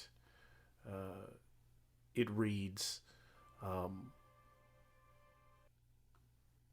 bring the key forth in Dwarvish. Back to Robbie. Looks like it needs that key. The stone, I'm guessing. Ravi will pull out the stone in his right hand, and then in his left, he'll draw his rapier. Okay. Oh, this is always the fun part. And the stone begins to kind of flourish to life and glow. And as Ravi steps forward, there's a rumbling as this stone begins to open. I got chills with that sound effect. That was good. I like I was at Disneyland. Yes, absolutely. And the lighting change. Yeah. Yeah, I feel like I was at one of those in the queue of Disneyland where it's all. Mhm. Yeah, I know exactly what you're talking about. And now you can kind of air opens. You can see a bit of the room, a glimpse of the room that lies beyond this grand dwarven hall with multiple pillars and doorways. But it's also very dark. Even with your dark vision, it's hard to make out. Also, with your dark vision, since you aren't using torches, dark vision sees everything in grayscale. So, can I just have a perception check from everyone? Can I? I'm gonna switch my vision over to Axel's, who's with me at my shoulder. So I'll have his devil sight. Devil sight, okay. So I'll give you advantage on your perception check. 25. Okay. 19. 12 for me. Not very high. Hey, also 12. 12 buddies. Okay. Roll one. I got 19. Oh, yeah. So 19 and up. And so who were those? That was Ohan And Ravi. And Ravi. Is it okay, those two? And so as you step forward, as you all kind of look through inside this dark area, I got a 24. Sorry, I was muted. 24. Also Rakulesh, kind of as you move along the floor, Rakulesh, Rakulesh can smell that others have been here. And Rakulesh can't quite put together like how long ago it was, but maybe because you're able to pick up scent so strong. Multiple humanoids have been here recently. With your devil sight, Amnon, you can see even some of the patterns of the floor is stone but kind of dusty, and you can even pick up some of the leftover footprints on the ground. And Ravi, you can tell that you find like a piece of tattered clothing that seemed to be left by that was under the doorway. And it's that same cloth that you saw, same material that the cultists were wearing. And there you all stand in the archway of the Vault of Dragons, and we'll crash to black and take a 5-minute break. Woo! Hey, Malcolm, I rolled a 19 on that. 18, so you're one shy. No, I rolled a 19. Oh, 19. So so then I'll find some piece of information. Yeah. I'll give you another piece of information too. as I need to think about it a little bit further. But I'm sorry I didn't miss that. No, it's okay. Quick question, unrelated to the discovery: is the scent like Eldricon? Because if it No. is, he's gonna make a comment. If not, then is it like him? Yeah, like It's kind of a like scent- that dragonish, Nope. cultish scent. It's very sweaty, humanoid. You know, smells like the stuff smells like this a bunch of humans when they're packed into the yawning portal. The scents you smell in the streets that mix with the horse dung. It's very just Peasants Right. were So Roast in Recollection's here. comment will be very seasoned people were here. It's very seasoned. So spicy. awesome. That's very seasoned. I love it. I'll be right back. That looks like a home symbol. What? Oh, it does a little bit, yeah. Oh man, music's so good too. Oh, I'm so excited.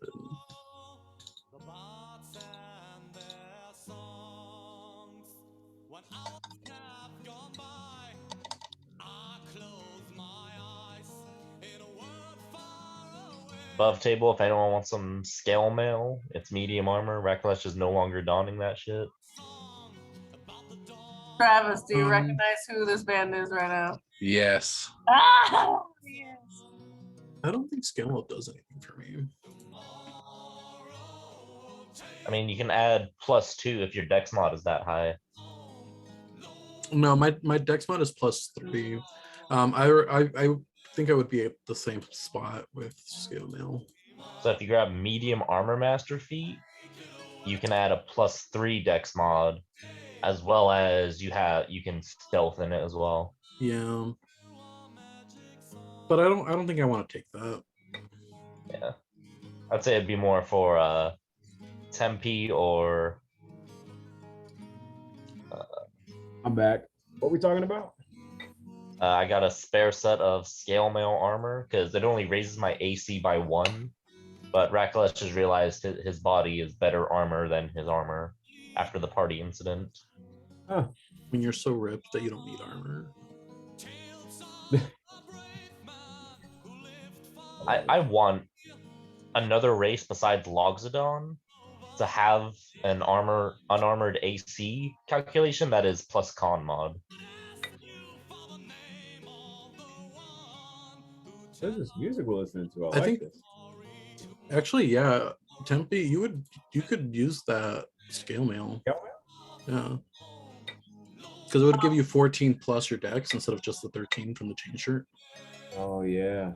14 plus up to 2 from dex, unless you have medium armor master, then it's +3. Medium armor is kind of weird.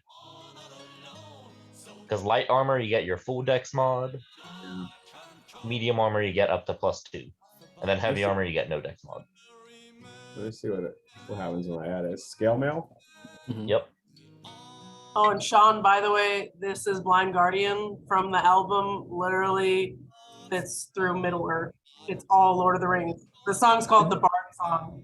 Wait, what's the Blind Guardian? Blind Guardian? Yeah, the best album. Here, let me find the full album.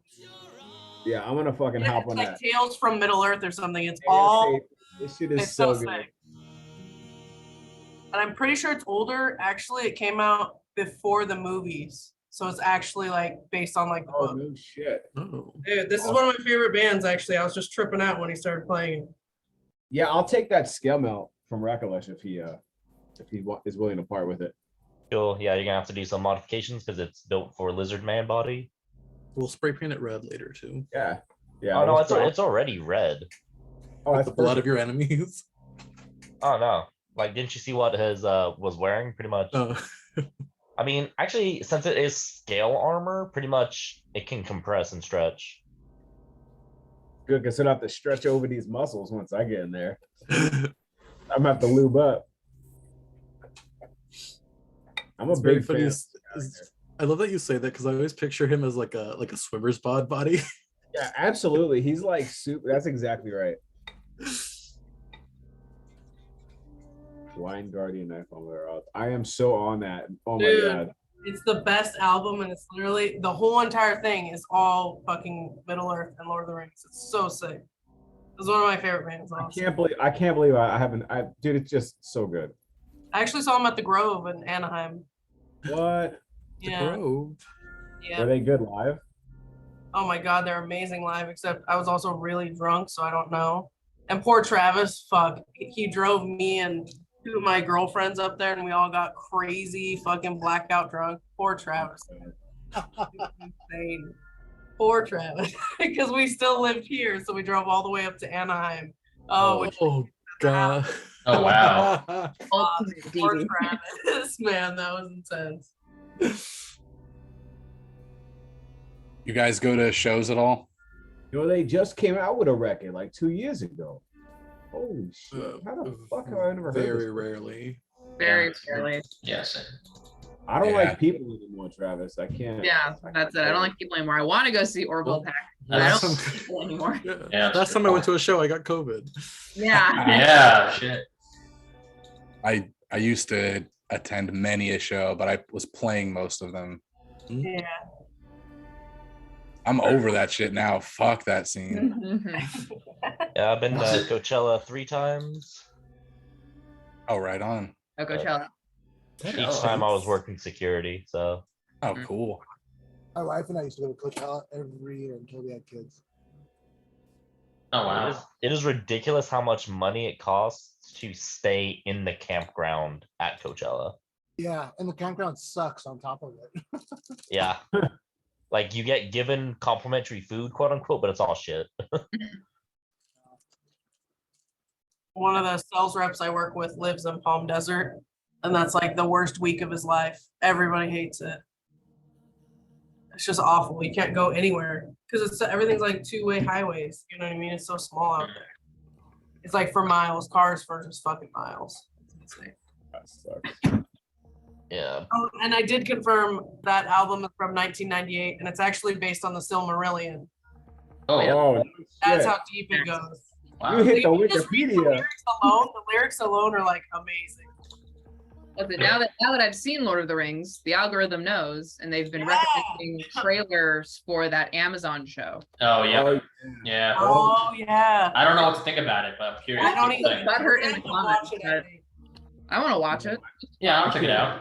I'm gonna have to go back and rewatch the movies before that comes out. Yeah, me too. It's been a while. Like apparently Cheryl made a Lord of the Rings joke. I didn't catch it. Yes, it was a Oh. good one. Yeah, it's a good one. I'm so proud. It's so good. Yes. Your influence. All Right. right. Turn back, guys.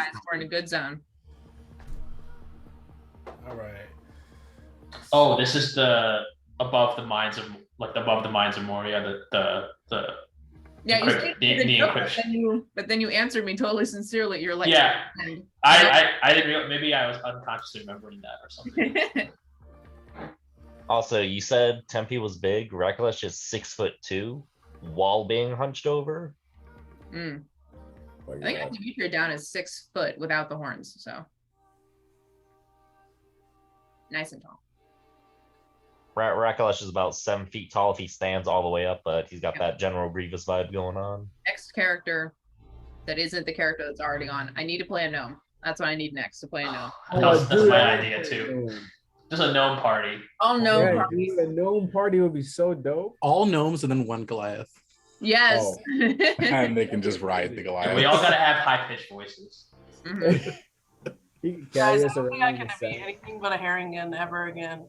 Like, if you think That was my Very voice for good. Mr. Jingles. Think about like any class, a Haringen. Like anything is hilarious. A barbarian. Haringen is Barbarian, arrogant, a barbarian. Wow. So good. I already have like my next Haringen planned out and like a couple more after that. I don't know if I can be any other race. It's too fun. So, though it's very dark in here because none of you have lit any torches, but you're making out the structures, you can see that around this grand room there are 3 stone pillars that are separated about 10 feet apart that line the center of the room. They go up each of them ascend a good 60 feet from the floor, and there are what appear to be double iron doors, 10 of them, going around the room. So like going all the way down the halls. So 4 on either side, and then 2 at the end of the hall. The pillars that extend up into those 60 feet. Now the vault, the ceiling itself just descends into darkness. So you don't even really know how high it is, because if it's 60 feet, you can see that there's a bridge attached to every one of those stone columns. And from the bit of crumbled rock that you see in different spots on the floor, it's apparent that those bridges or some structures from above have kind of crumbled as you see debris here and there. There's no signs of a fight or a battle. There's even not much sign of much movement here. Whoever was here, if they were tidied up pretty well. But those people that got high perceptions do find a couple gold coin here and there scattered lying on the ground. My devil eyes. But not like a trail, just almost like a piece here, piece there. You think we can light it up a bit now, or should we keep it? Are they normal gold coins, Muffle? They are gold coins with the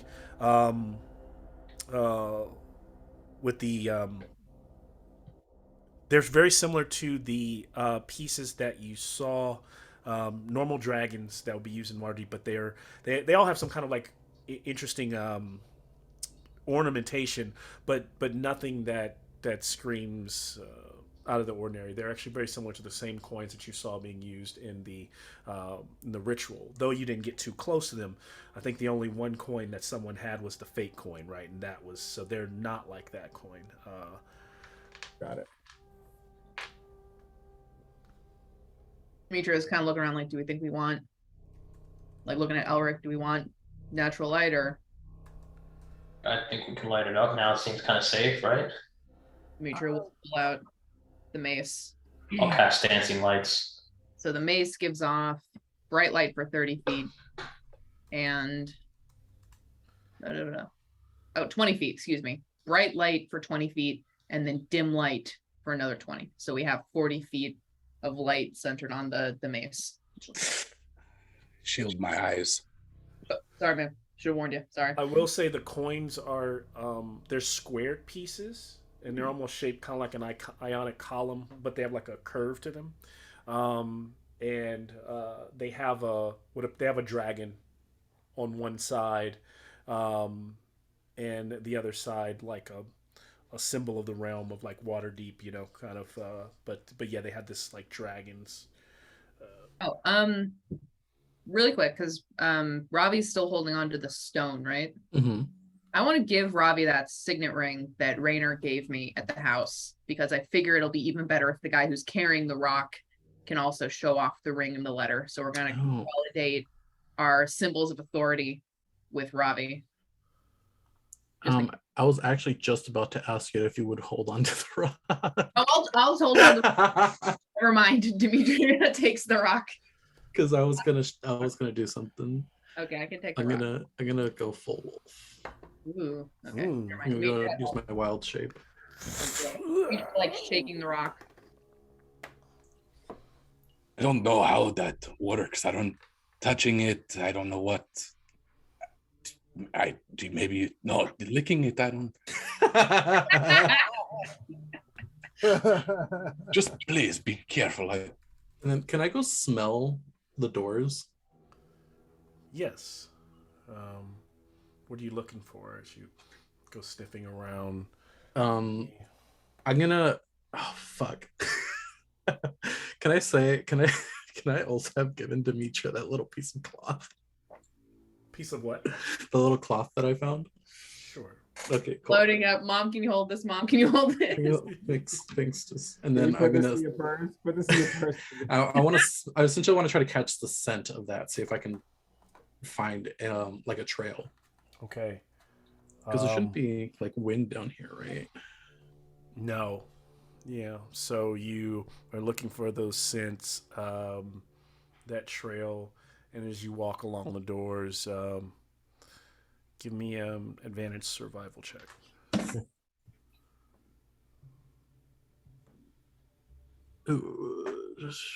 Actually, 20, roll. Is your nature better or your survival better? my survival. Okay. 23. Okay. The you are led. You do pick up a scent, and it leads you. I don't know. I'm not saying you necessarily walk that far, but the it starts to lead you. And I know right now. Also, I didn't go over. There are two screens, so you can decide. The one is just kind of like that establishing low angle shot, and the other is a slightly more overhead shot of the space. So you can see that is Ravi down there in his wolf form as he kind of picks up a trail and starts to disappear into the darkness, heading towards that rear left corner. You seem to have picked up a trail. He does a little like The little doggy point. the little yeah. Demetria follows him. I'm gonna head that way too. Yeah, same, and I'll have my dancing lights follow them ahead. Okay. Nice. I like. Everyone following, or? Oh yeah. Yeah, I think through like this whole thing, Eldricon's trying to like be in front, Got it. or at least in the front of the group. He usually tags behind. Nah, character development, moving up in the team grouping. Also, I am large enough to ride if anyone would like to. Oh, Hey, Malcolm, shit. I'm gonna be up there too with Ravi and Demetria. Okay. Rakalish is gonna ride Ravi like a giant lizard man on top of a werewolf. Riding No, I can't great see. way to exploit Oh, yeah. my interceptability, because then I'll always be within 5 feet of you.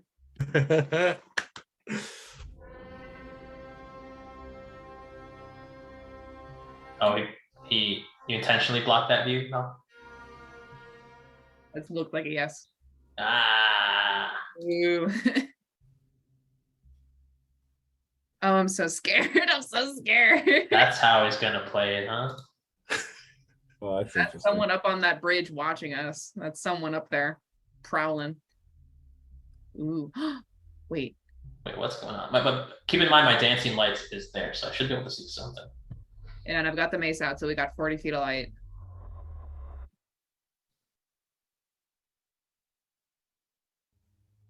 I think I know what it's gonna be. I think I know what the reveal is gonna be.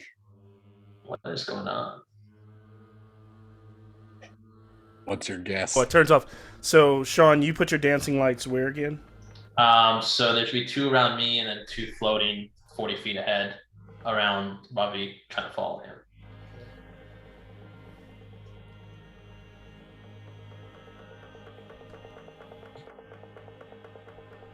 All right, so Ravi, this Eldricon kind of rushes up to your side. Some of your friends around you. You find yourself in this corner, as much of the group is kind of catching up behind you. But what you notice is, in that little nook off the side, there is like a small hall that leads. Can you hear me? Mm-hmm. It leads to a staircase, a finely crafted staircase that ascends upward at least a good 60 feet, and leads upwards, and it seems to go up to where the those bridges are above you, and then right here in the corner you see, like, painted on the stone, there is a fresco, a very enthralling picture, a painting, and it appears to depict dwarves kind of pouring down one side of the mountain, and on the other side, goblinoids kind of pouring down into a valley, preparing to fight each other, like coming into battle. And at the base of the floor there is a red shawl that is just there on the floor.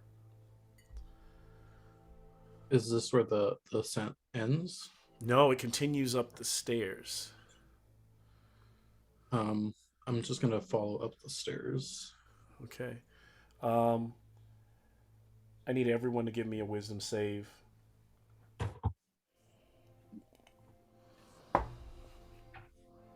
Don't forget the aura of protection. Go Paladins.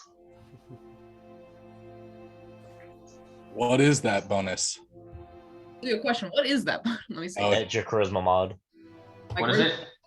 So that's +2. Oh, nice. Doesn't even matter for me. I rolled a 3. Ooh, I'm good at saving throws for wisdom. What the fuck? I did not. 22. Wait, do I benefit from the aura as well, or is it everyone? Yes. It'll have it already added for you as the Paladin. Yeah. Okay, Auto assigned. dirty 20 then. I got a 14. 22. Also 22. Oh, I don't like this. I got a 6. Oh, The okay. cleric good at wisdom. Who'd have thunk it? So it sounds like Eldricon. Yeah, that's a 7. A 7. Amnon, what'd you get?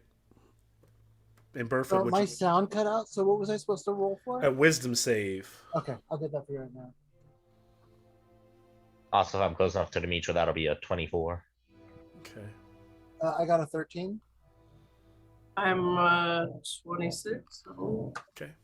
So all of you pass except for Elric and Eldricon. So as you all are going towards the stairs, they all look like they're going towards the stairs, and then they just turn and they walk towards the painting. And Eldricon and Elric, what you see is the painting the paint seems to kind of swirl and move. The sky seems to very slowly. It's not animating, right? But it just, you look at a painting, you can almost tell it looks like it's kind of in slow motion. Like you can almost maybe see some of the arrows being released in the sky. And it's so vivid. And the more you kind of look at it, the more you feel like you're there. And they don't say anything. And they're just experiencing the awe of this battle. And they don't move. You can add any other sentiments that you think you're feeling to that, but you're just kind of stuck staring at the painting. Nothing awful's happening to you. You're not like being drained. There's no necrotic energy flowing through you. But you're just standing like they look like they're in like an art gallery. Like, wow. Say to Eldricon, this is beautiful. Think it is symbolic. No. Yes. What does it mean? There is a deeper metaphor here. Dwarves are industry, yes. Okay. Goblins are the arts. Yes, the clash. Forever better. Commerce and arts. Is it just an art gallery? I mean, they do. They kind of feel like the people in the party, besides like Tempe, who would be the most into like going to an art gallery. Damn, it's always Elric and Eldricon getting destroyed by the saves. It's true. That's true. Can I go back and just nudge them? Yeah, so you go back and so you watch Ravi walk over like, hey guys, like, what are you doing? Boom, give them a little nudge. They nudge, but I mean, like, they're not stuck there. You could forcibly move. You could tell that you could forcibly move them if you needed to, but they are not paying attention. But at the same time, Eldricon and Elric, you can clearly hear your friends. You can even feel Ravi's nudge, but you don't want to leave. Look at this beautiful. If Demetria went over and just matter of factly, very business casual, decides to toss Elric into a fireman carry and take him away, what happens? Wait, check this out. Where are we going? We can see it on the way out. Pat, rock. Grab Elric. He doesn't fight. He doesn't fight back. So you grab him and just start carrying him away. And while Elric, it's up to you to roleplay whether you fight back, but you do not necessarily want to go. Yeah. I don't fight back, but a little tear just leaves my eye. Tragedy bard. I'm gonna golden retriever grab Eldricon's drow hand and try to pull him away. Yes. How heavy is Eldricon? Can I carry him away? He They're, has they're the, casters. We probably pick them up perfectly. he has a fine. -1 strength, and he is just rail thin. Yeah. Yeah, I'll fly him and carry his ass. For the first time, you like grab your buddy Timpy, and you can like feel how frail this guy is under the. Aw. I mean, I pick him up gently. You know? But he's got that like tendon strength, right? He's got that constitution, the tendon constitution. It is clear that both Elric and Eldricon are no longer thinking about, even as you carry them up the stairs, they are thinking about nothing else but the painting. And if you put them, you can tell that as soon as they get put down, all they want to do is go right back to the painting. Because I don't have any spells that'll do anything. Can Demetria, once we get like towards the top, if Elric's starting to sob dramatically, So beautiful. like bouncing. All right. I apologize in advance. I do this out of love. You don't understand. She winds up, very smart, very professional, crisp slap from the hips. Oh, like a new apple. Wait, what? She gives you a smack, buddy. Oh. Gives you a smack. Like a bag of fertilizer at Costco. You just gotta Like the watermelons, testing for ripeness. What? I like that Elric's being slapped. Eldricon is like handheld fireman carry. Like I'm carrying Eldricon like a bride over the threshold. Yeah. Not even on, he's so light I just have him in my arms. Although I do have to say the reason why Demetria didn't try and pick up Eldricon is the last time Demetria tried to carry Eldricon was when you fell off that roof on me once and I didn't get you. Oh, dude, yes. Oh, yeah. Remember that. So we have a history of that not working for us. So I decided to go after Elric. It's not personal. It's Oh, he knows. He knows that he is the most disgusting of the group. He'd never. Yeah. like I tasted pavement because you once, man. No offense. I don't really want to be tasting pavement. Your cloak blew into my mouth. When's the last thing you washed that thing, dude? Yeah, it does slapping him clear up anything at all. It does not. Don't you Sorry. see? Nothing Immediately- else matters. Sorry. Doesn't matter. Lay on hands. Healing the damage. It's on him. No, I won't make the. He took no damage from it. I won't take a hit point or anything. It's not like you bare hand. I won't count that as a bare hand. Like, even though from coming from Demetria. Yeah, that's what I was worried about. But no, I think you know your friends. You're able to. I imagine you're able to pull your punch enough to make the slap. After the slap and the lay on hands, I'll just be like, pleasure and pain, they're just two sides of the same coin. Okay, well, okay, I'll trade. You want to trade? Can I have Eldricon? I don't have any. I'm like looking at my spells and I can only cure like diseases and poisoning. I can't do anything for being charmed. I mean, I probably could with protection from evil and good, but it would have to be coming from an entity itself. I don't know if it works on just magical effects. Is that technically a charm? Because I do have advantage. I know it's way late in the game for that, but I'll say fuck it. I failed it. I think I was assuming it. I'm assuming it's a charmed. Yeah. Were you supposed to have advantage on charm? Yeah, but I fucking didn't say it. I'd rather just deal. And now I wasted all your time saying it. All right. Can we tie them up and put them in a closet or something? Give me one more check, Eldricon. Oh, all right. Here's got Elric by like the scruff. I'm thinking if we go to maybe fucking 12. It is not. No, it's not gonna happen. +2 from Cheryl. Oh shit. 14. I don't know if that makes a difference. Power Bahamut. It doesn't. Probably not.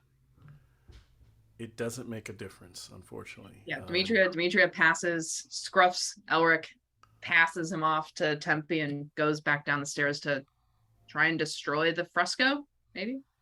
Oh, she's going down to destroy the fresco. Oh no! So now yes. Smash it. Idea.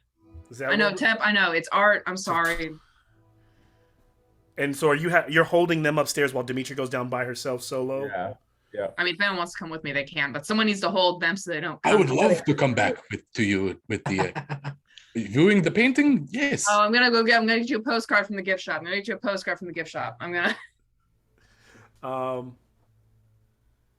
So as Demetria just whacks into this thing. I mean, looking at the Disruptor Mace. Give me an attack, one attack. At advantage, because I mean, you're gonna just hit this thing and. Yeah, it's like it's prone, so. Yeah. It's prone. It's prone. It has it doesn't have a spine, but. Well, it's a good thing I had advantage. So that's a 17 plus with the Mace of Disruption, a 23. So wham, you hit it. You hit it again, and you notice some of the fresco starts to collapse, and with each piece falling and hitting the ground, Eldricon and Elric, you were starting to feel like you were in your mind. You could see that battlefield, like you were going to it, like you were kind of losing yourself. And with each whack, you slowly are kind of like broken out of this trance, this charm, until eventually, even though it was so beautiful, the vision, it's gone, and you're back. And the remnants of that magical effect, just the remnants of it make you feel like, God damn it. Like, it's like, why am I back here? And then it slowly just starts to wear off. Demetria, as you step back, you look in the ground, you realize you've kind of damaged this kind of beautiful fresco that was painted, I don't know whether by dwarves and whatever magical effect was bestowed on it. And then you see two little notches where clearly recently someone put nails or nailed into the wall, and that red shawl on the ground, all they did is cover it up. So whoever came for you covered it up to keep it from prying eyes. But hey, you did whatever you did the job. I did the Demetria solution. So these guys just snap out of it while she's downstairs? Yeah. Yeah, they snapped out of it. Are we good? Do I need to crush up the bits? So while the cultist was like covered up, the heroes were like, destroy ancient things. I mean, I could have cast a spell magic, but if they act normal again, then yeah, somebody else. I'll actually dispel magic wouldn't have worked. So just behind the DM curtain. So yeah.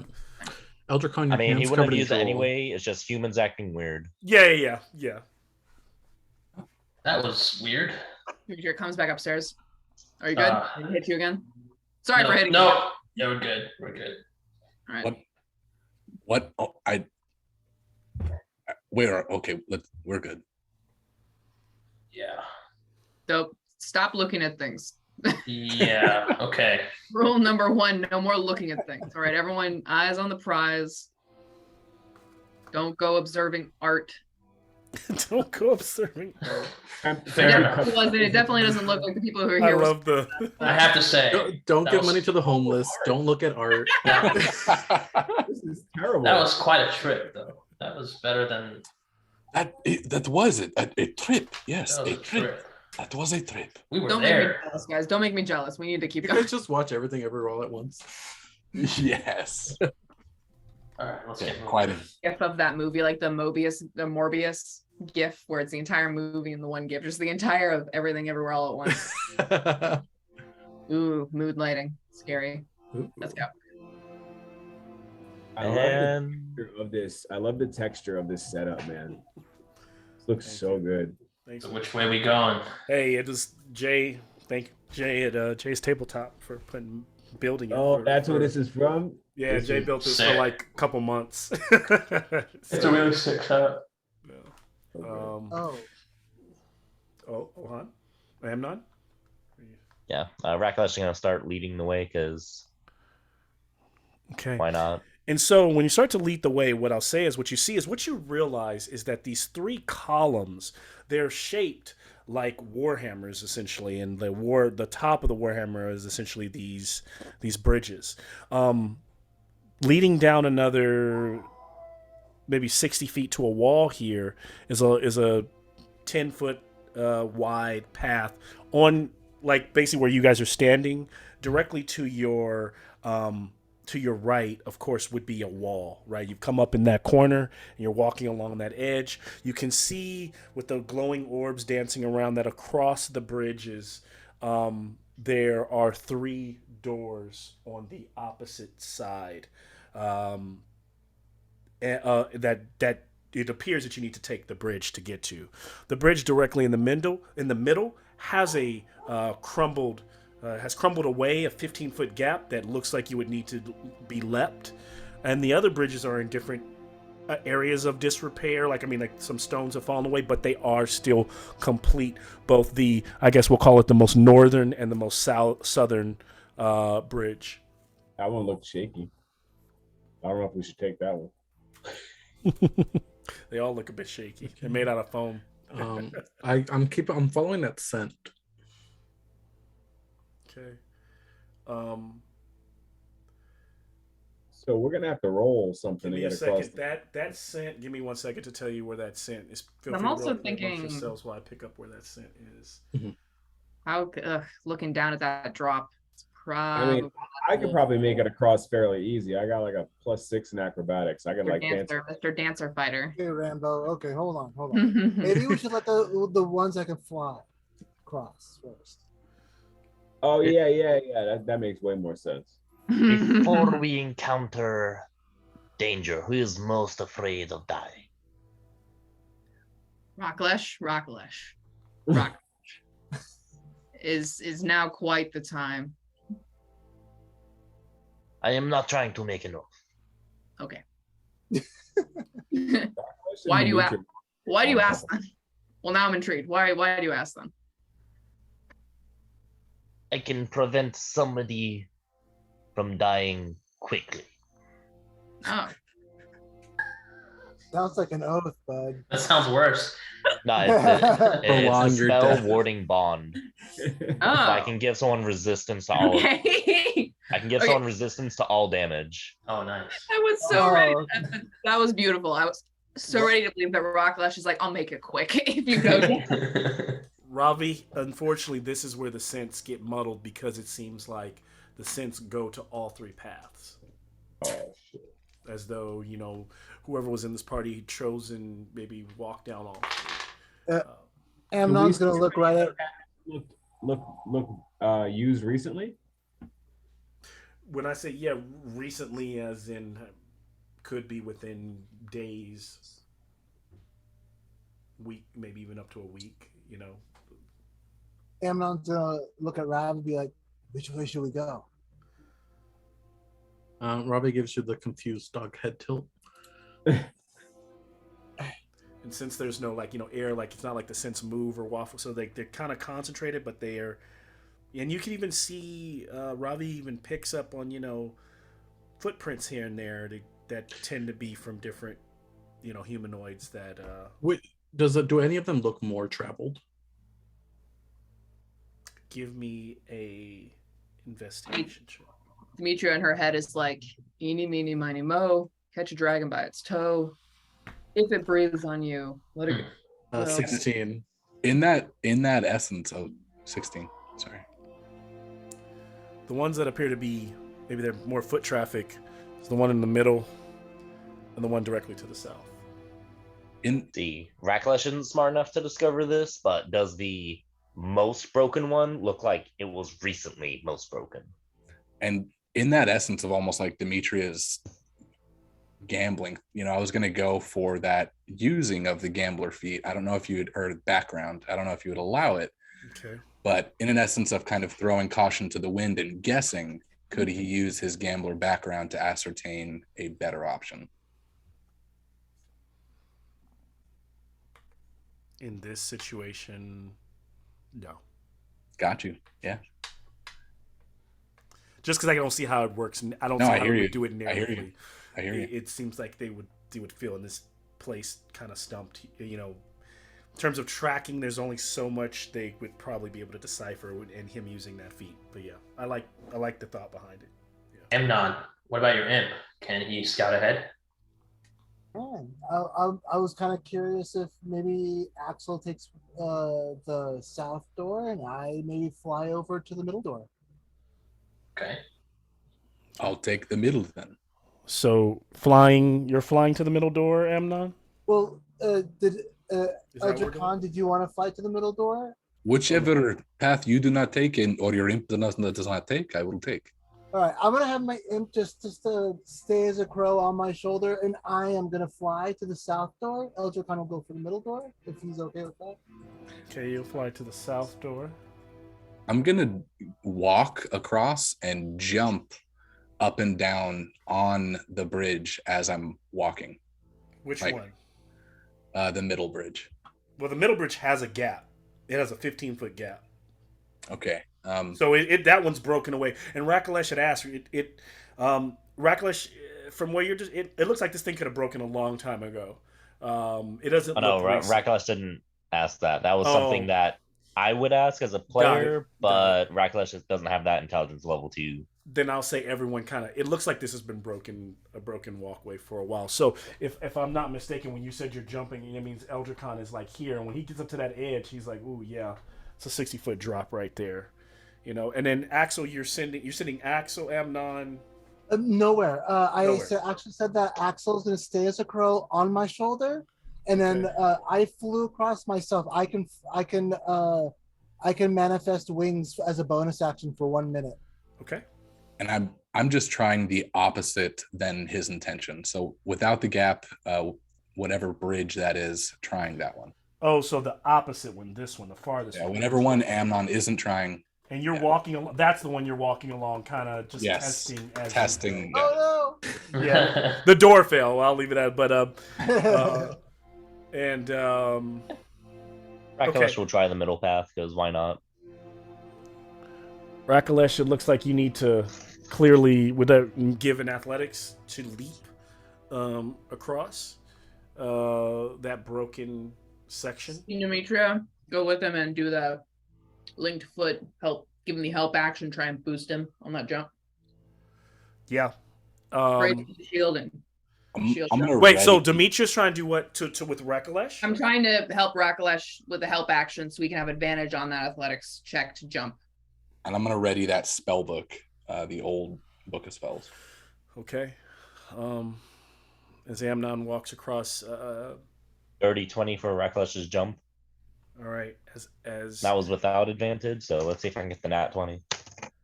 Nope. Okay. So what is the lowest roll?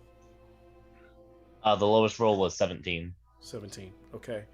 Because even with Demetria's help, now Demetria, I need an athletics check from you, because as you both of your weight, as you go running across the bridge, the piece there just gives way. All its own. Rakalesh is able to leap, having that running start across. Demetria, you're kind of caught right in the middle. Give me a disadvantaged athletic check, and you can decide whether you're going to try to double back and go back the other way, or continue on running the way. Would we notice it? Yes, but it's so quick. There's nothing you could really do. Speaking of Moria. Yeah. My chocolate almond turns to ash in my mouth as my disadvantage turns out a 12 and a natural 20. So that's disadvantage of the 12 plus athletics. I'm pretty good at athletics, plus 3. So it's a 15. And I think in a spur of the moment, I think Demetria would want to go with Rakalesh. She would want to go Rakalesh. All right. She doesn't want to lose the opportunity. If it's falling, she doesn't want to lose the opportunity. She's going to try and follow him over the gap. Okay, I need a dexterity saving throw from you, Demetria. Special dice. Get my and all that heavy armor. If I die for you, Rakalesh. Grab his tail. It pops off like a gecko. Oh, that would be so terrible. That would be mortifying. You go to grab that's the nat 1. What happened? You just pull off his tail. It was a 7. I have a +4, and I don't think I don't have any inspiration. So that's an 11. Can I use my inspiration to drop my tail down? No, because I think what's happening is in the moment that you're leaping, you're lunging forward. Demetria is falling. I mean, she's already got disadvantage. It's you. What'd you roll on the second? Because all that would do is give you the higher roll. What was the second roll? What was the highest? The highest roll was in that 20. That was the athletics check. It's the secondary dexterity check that you. Yeah, the secondary. So yeah, the secondary. this all happening really quick, I don't think there's a moment for Rakalesh to try to save her. I think she has her secondary action to try to grab on. She's failing it. She's falling. Now, as she's kind of like the rock is collapsing away under her. Can I be one of those players? Because we're standing, it looks like there's one of those big pillars. Can I maybe try and take like the Mace of Disruption? Or I was holding the shield to boost him, try and like drive one end of the shield to, you know, sort of friction drag, like if you have a knife, you stick in something and it drags you down. Try to fall forward this way and drag your way down the. Try and slow the descent. Okay. Destroy more priceless dwarven artifacts as I go. Malcolm, Yes. how much time went by from when I activated my wings till her falling? Seconds. Yeah, probably Literally all happen really seconds. like next to each other. Can I then fly and try and No. catch her? No. Because guys, this is like, you would hear like, you'd be flying over to the door, you'd be completely focused on this door. I just don't think you guys are at split second. Maybe if you were like level 12, 15, you're like Yeah, Avengers sure. level where you look back and she's not falling off of like the Empire State Building, right? It's a hefty I fall. anticipate surviving. It's just gonna suck. But it's not gonna be that quick that you can dive in within it's not even a 6-second fall, right? Yeah, so it you wouldn't don't make have sense. that time. I agree. Eldritch Will you- oh, go ahead. Yeah, you were. I think you were. I was just saying I need a perception check from you. Oh, Actually, I okay. need a perception check from everyone, but one particularly from Eldritch. Because I had Or ready. am I distracted? Would you ready? I had readied that book, and it has Featherfall in it. You can't. You readied the book. What Okay, did I hear ready? you. You can't ready. Yeah, you can't hear someone falling and then like I'm sorry, I can't see it. No, it's I was- cool. Let me go. I was trying like. I normally because- stretch the imagination with you all. No, I but hear you. But seeing the non like flyers walking, that's why I Yeah. said like I'm gonna ready that book. That's what I didn't finish. Oh, so you would have been trying to feather. So well, here's the give. First of all, maybe that's possible. Yeah, this is your ruling. I'm just gonna If go. you want to do that and save Dimitri and say that you were actually kind of readying Featherfall, I need a disadvantage perception check from you. Okay. Is that fair? You got to. No, you can no. decide. I'm saying totally up to you because if you want to say like, dude, you weren't ready. That's all good. I'm giving you the chance, but I'm also giving you to give me a disadvantage perception Right on. instead of Disadvantage. making a regular perception. Disadvantage perception. Fuck! That is an 8, dude. It's damn. Tonight is valleys. High mountains, low valleys. High mountains, low valleys. The mountains will come. The mountains will come. So you had this chance, but so this is the thing is the reason I made this the concession there is what I imagine is as you hear the crumbling, Amnon, you were trying to prepare for it. You're like, oh shit, if anybody falls, I'm gonna cast Featherfall, but then you can only here's what I'll still give you the Featherfall, but you can only cast it on one as the floor crumbles beneath you, and you begin to fall. Ooh, beneath me. Yes. Okay. Remember, you were stepping on the ground, and then no, I hear you. So your whole section, right before you get to the door, right around here, that one collapses right under your feet. Okay. Starts to give way. So Featherfall is a reaction. How will you allow a bonus action to Misty Step back up into the doorway? Because it's a 30 feet teleport, and it's a bonus action to cast. A turn usually takes 6 seconds. So this is a bonus action. So for you to Misty Step back? Yes, back up after Into the doorway or onto the other side, which onto the side that I was headed towards. Onto the side you were headed towards. So as that piece gives away, there's a gap there. So okay. As this happens, like Demetrius falling, her using that mace, she slams into the side and starts to kind of break her fall as pieces of rock start to go up. As you're falling, Eldricon, you zap up to the top, standing there now in a doorway. Amnon, you're slowly turning around, realizing friends are in trouble. The rest of you are on the other side. But that's when over here, something is going on, this kind of liquid. You realize like the walls look slick and wet in the cracks and the seams, and they begin to develop as something, you can see wet sludge begins to pour out of the wall, but pour out of the seams like reminds you of that thing you met back in the sewers. But why in all the God's name is this thing so big? Oh no. Oh God, jump down with me. Follow me. Roll initiative. Oh, whoa. So for Demetria's fall and Eldricon, yes, you did all that. That will take your full turn, though. So you will not have a turn on the first. All right. Me with those numbers. And Demetria will take. 13. So who answered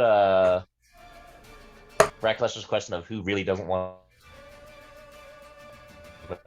I think we were like mid conversation with it. No one I did. think we're all okay. That's because Malcolm started talking about the paths. I'll Then work we with decided it. to go down said paths. Also, I missed Malcolm if you gave me the number for the damage. 22 points of bludgeoning damage. If you would have made that oath, it'd be 11. Or not oath, but said you were most afraid of dying. Oh, he said it. You see, he said it. It was an oath. Not an oath. It's a war. It's a bond. A warding bond. That sounds nice. A warding bond. When I get back up the stairs, we can have a conversation about this not oath. Did you accept it though? I don't know if I can retcon and say that I did. Malcolm, what's the ruling? Wait, what did you try to do? So before we even crossed these, I asked who's most afraid of dying. Okay. I don't And think whoever me, said but that's yes, the I was other going to thing, cast though, is warding bond on them. the part of me that likes to play immersively wants to say that Demetria, big strong girl, would never admit to being afraid of dying. She's not Aramis. But then I also want the benefits. I want. Resistance to all damage. I want to kill this thing without it touching me. This thing is gross. Oh no. This is awesome. Tempe is thoroughly disgusted. We'll say no oath for now. Oath on the table. No oath for now. We'll see how this fall has scared Demetria into admitting that she's scared of that. So as of now, wasn't cast. No one took it. No. Cool. All right. Let's see where we are at.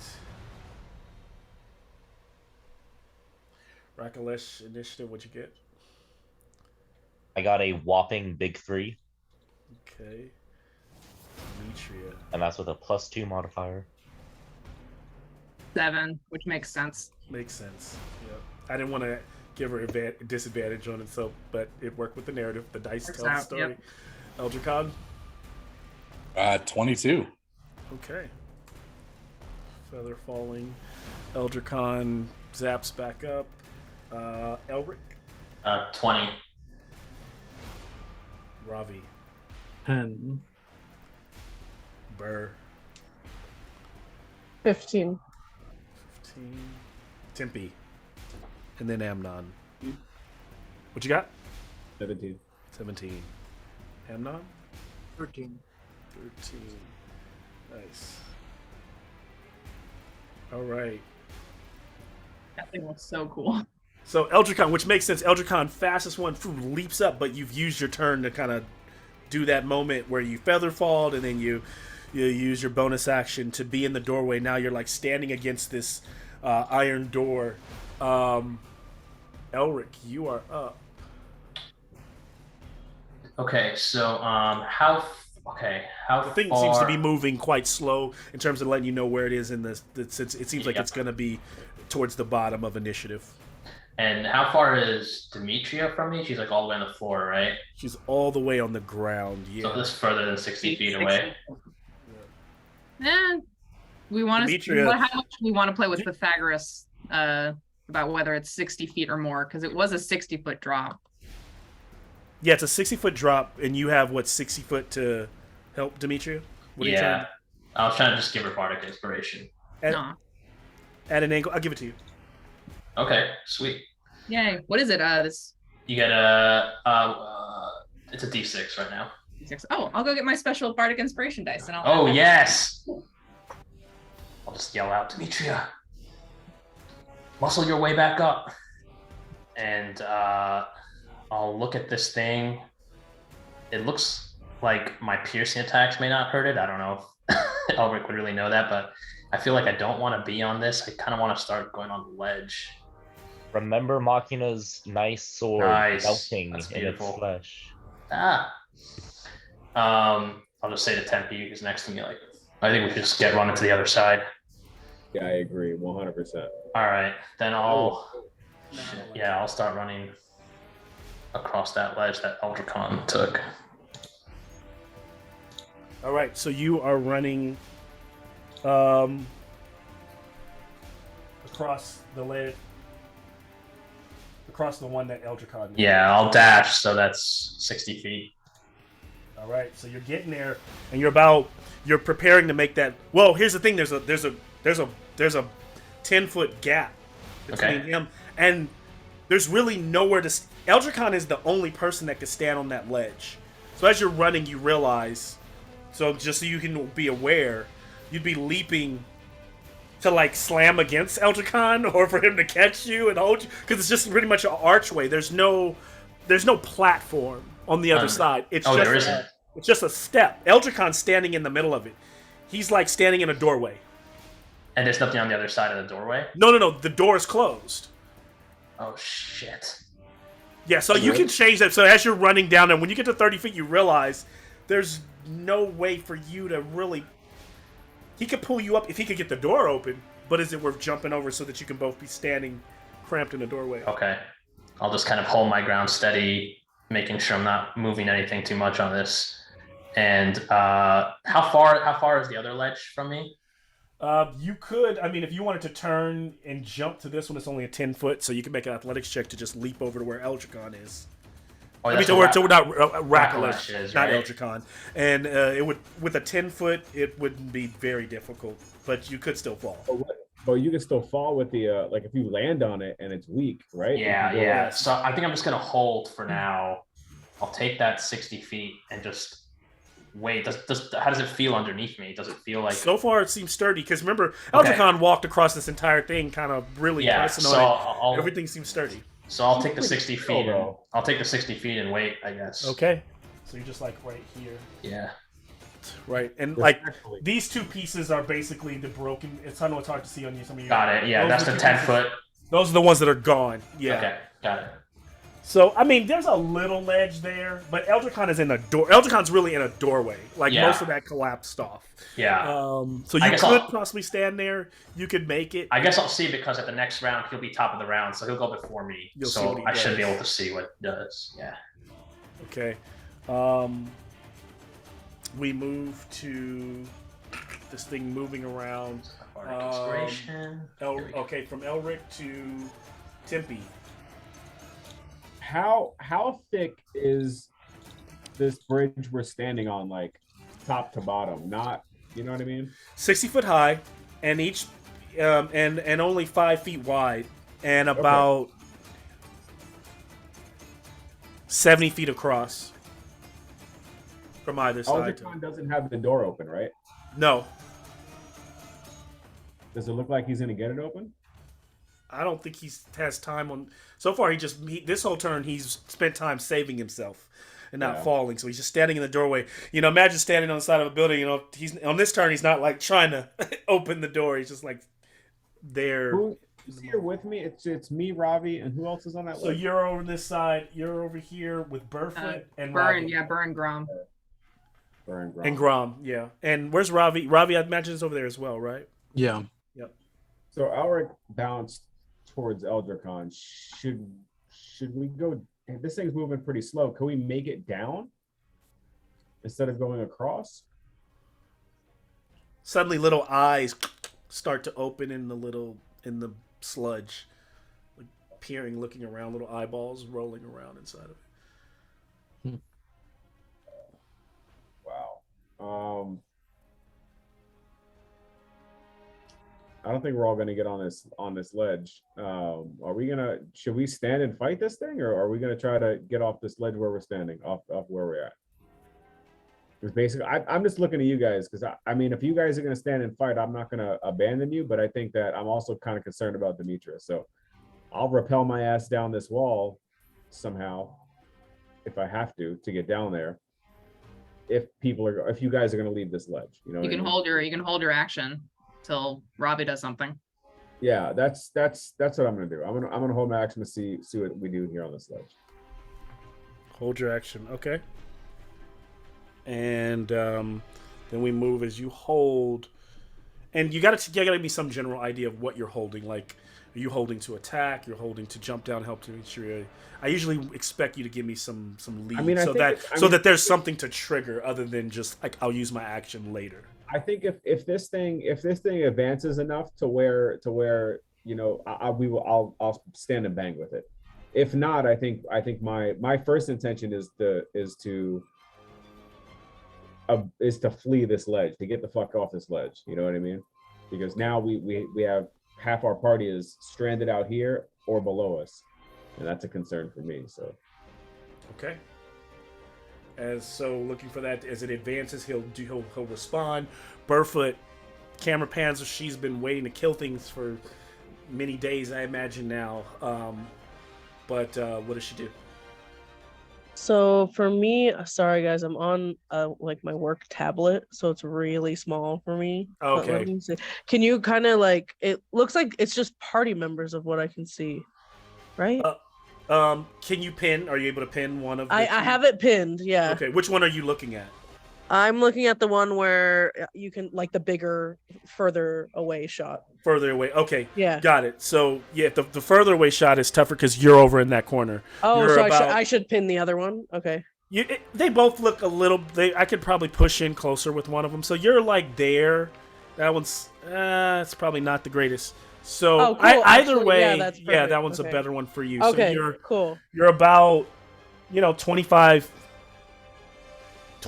feet from this giant sludge creature that is this amalgamation of like multiple, just like porn, and it's like attached to the side of that wall, clinging and coming out of it, and different pseudopods kind of reaching out to grab. All right, I'm gonna bonus action Hunter's Mark it. All right, it will be Hunter's marked. And then let me mark that. And then I'm going to do my 2 attacks. Don't have my typical Hunter's mark, but yes, it is Hunter's marked. 17. The first one is a 25 to hit. Arrow flies in, slams into it, hits it. The second one is a 14. Both hit. Okay. I'm just gonna give you all the damage at once. Is that cool? That is fine. Or do you want me to give? I can tell you the difference, like Grom's reaction. I would tell you if you were doing a certain type of damage, but yeah. Okay, cool. The regular damage. Okay, so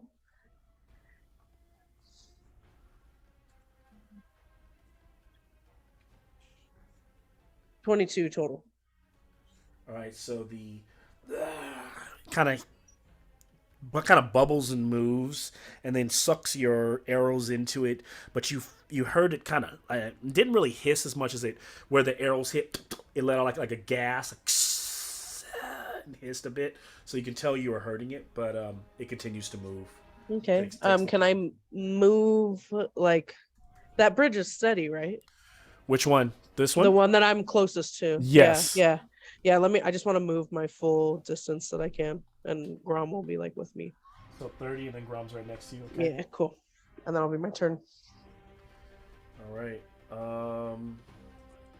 As Burfoot is firing shots and moving across the bridge, we move to Amnon. All right. You can now.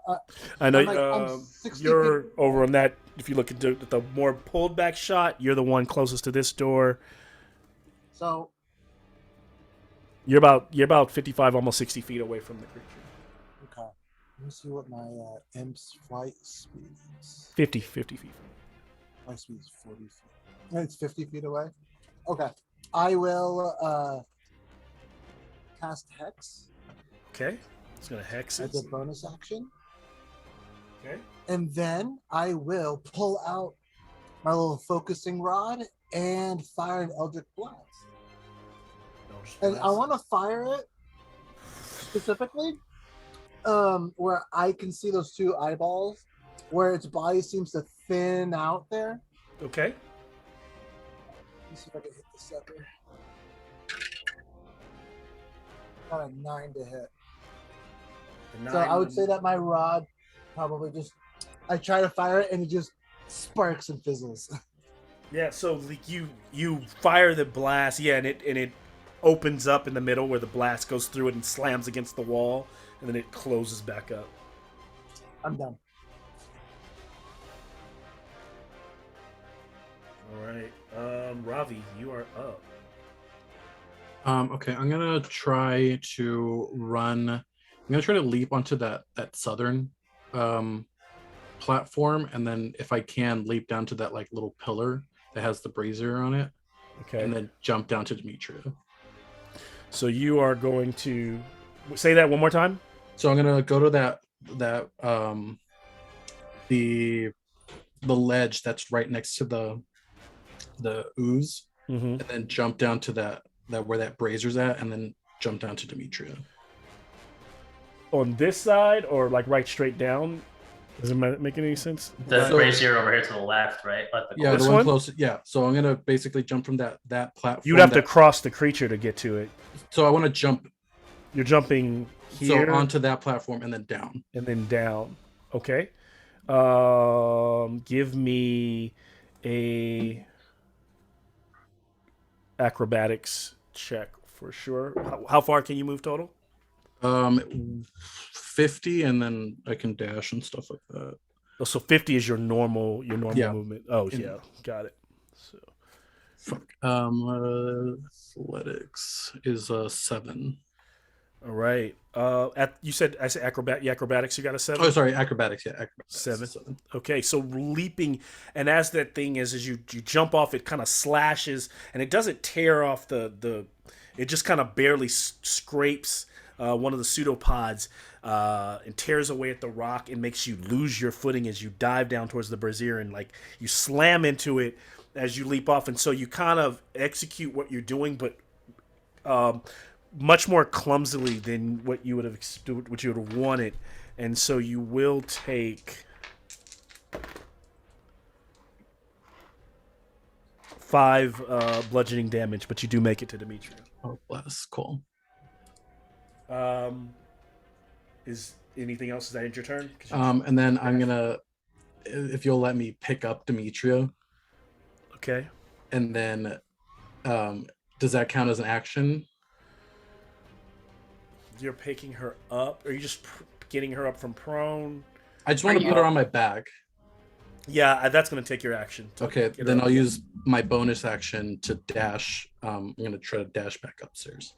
So another 50. Another 50. With Demetria on your back, right? Yeah. Yay. So you said it's difficult terrain. So you'll get, you're like in that hall where so you got to go up another 70 feet. So you're right at the bottom of the stairs in the hall that leads back up to where everyone is. So he grabs Demetria. Demetria, you're being carried. Actually, sorry, Ravi. Between that, it is now the creature's turn. It will. If I whisper "show off," can Ravi hear me because he's in that form? Absolutely. Okay, good. It moves 10 feet. And then it starts to grow in size to the point where it counts as gargantuan as it starts to expand across the walls and leak down on the side. And then one of the pseudopods, I don't know if I can get here with it now being larger. Only person I think at 15 feet reach, it'll reach out towards Tempe and start to attack.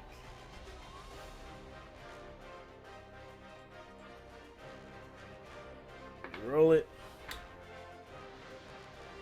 That's 18 does not hit you, right, Tempe? 18 just hits me. Oh, it just hits. So Tempe will take. But I have defensive duelist, right? So since it hit me, he hit me with it's a melee attack, right? So I can use my reaction to add 3 to my AC for that attack. Okay. So he misses. Wait, so you're making a miss. Okay. Yeah. All right. So my AC. So it misses, and then it attacks again. 24 would hit that time, right? 24 would hit, yeah. Even if I use my defense. It is enlarged.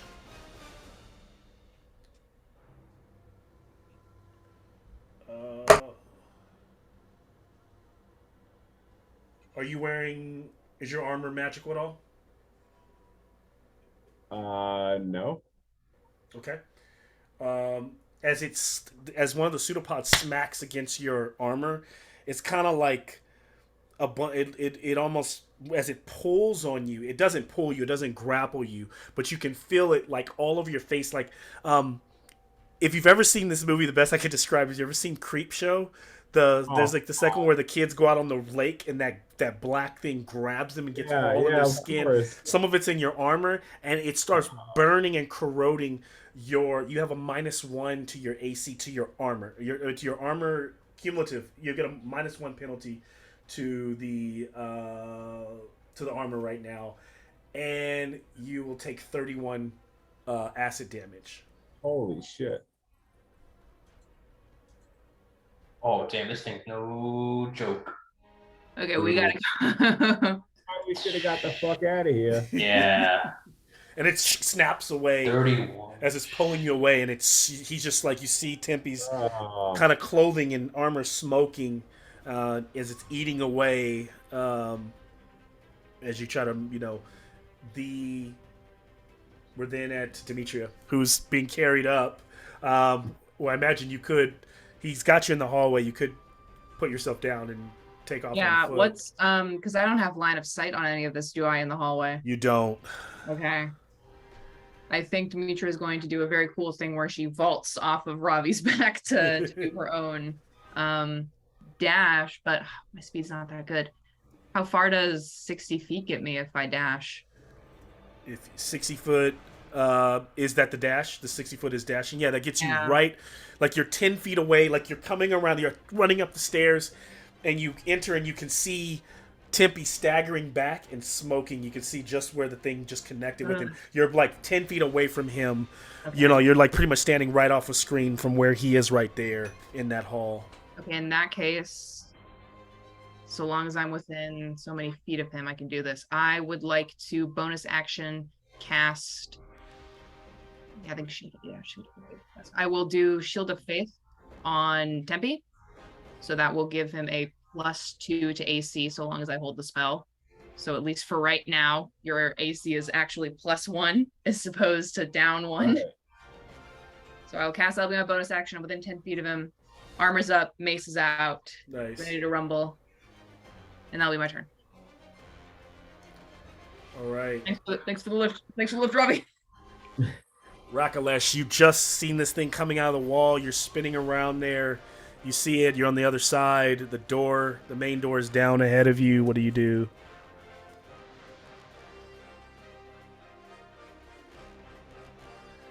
Is Rakalesh there? Jameson? Maybe Jameson stepped away?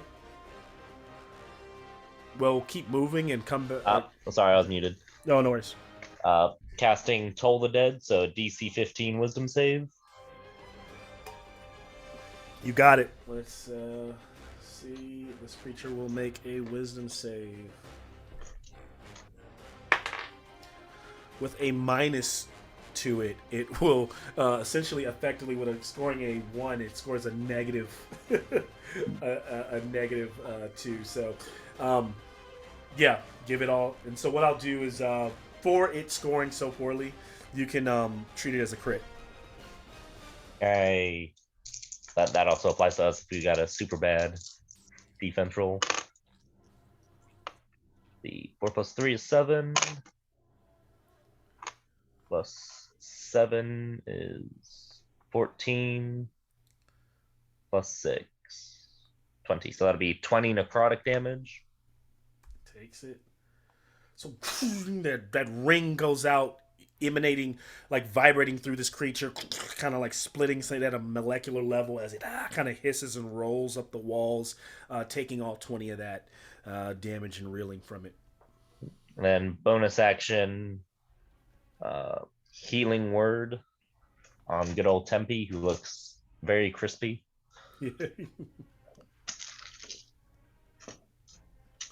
He's always crisp, but now he's. I'm always crisp. I'm having all the old movie flashbacks. Remember the dude from RoboCop? Help me, man! Help me, man! He like gets blown all over the. That'll be 11 points of healing. Okay. Thank you, sir. Or Lizard Cold. This puts us, if that ends Rakalesh's turn, this puts us at the top of the round where now Eldricon is standing there in that doorway and has his agency back. What does he do? I attempt the door. Is it locked? The door. As he turns to open it, let me just make sure. I think I know I should have, but I want to be for sure.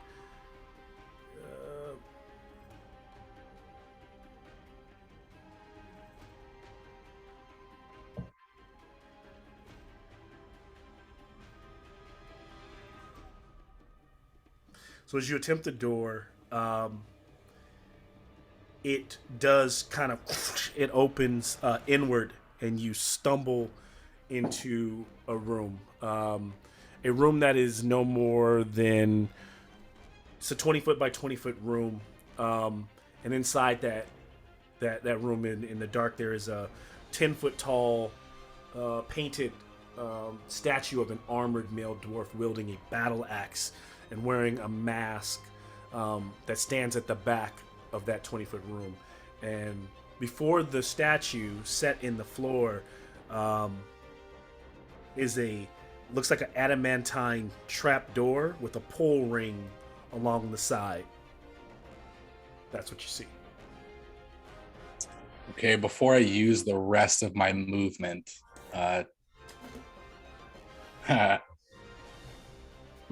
fucking fireball at that fucking black pudding or gelatinous pudding. I don't know what it is. Yep. So the fireball rings out of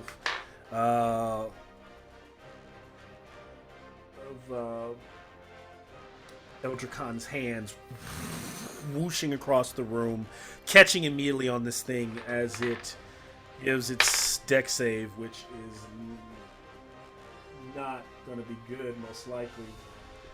So for a 12, which I think that fails, right? Yeah, DC 15. Okay. Give me your damage as this thing tries to escape into the cracks of the walls. This is my first ever fireball I'm ever casting in my life.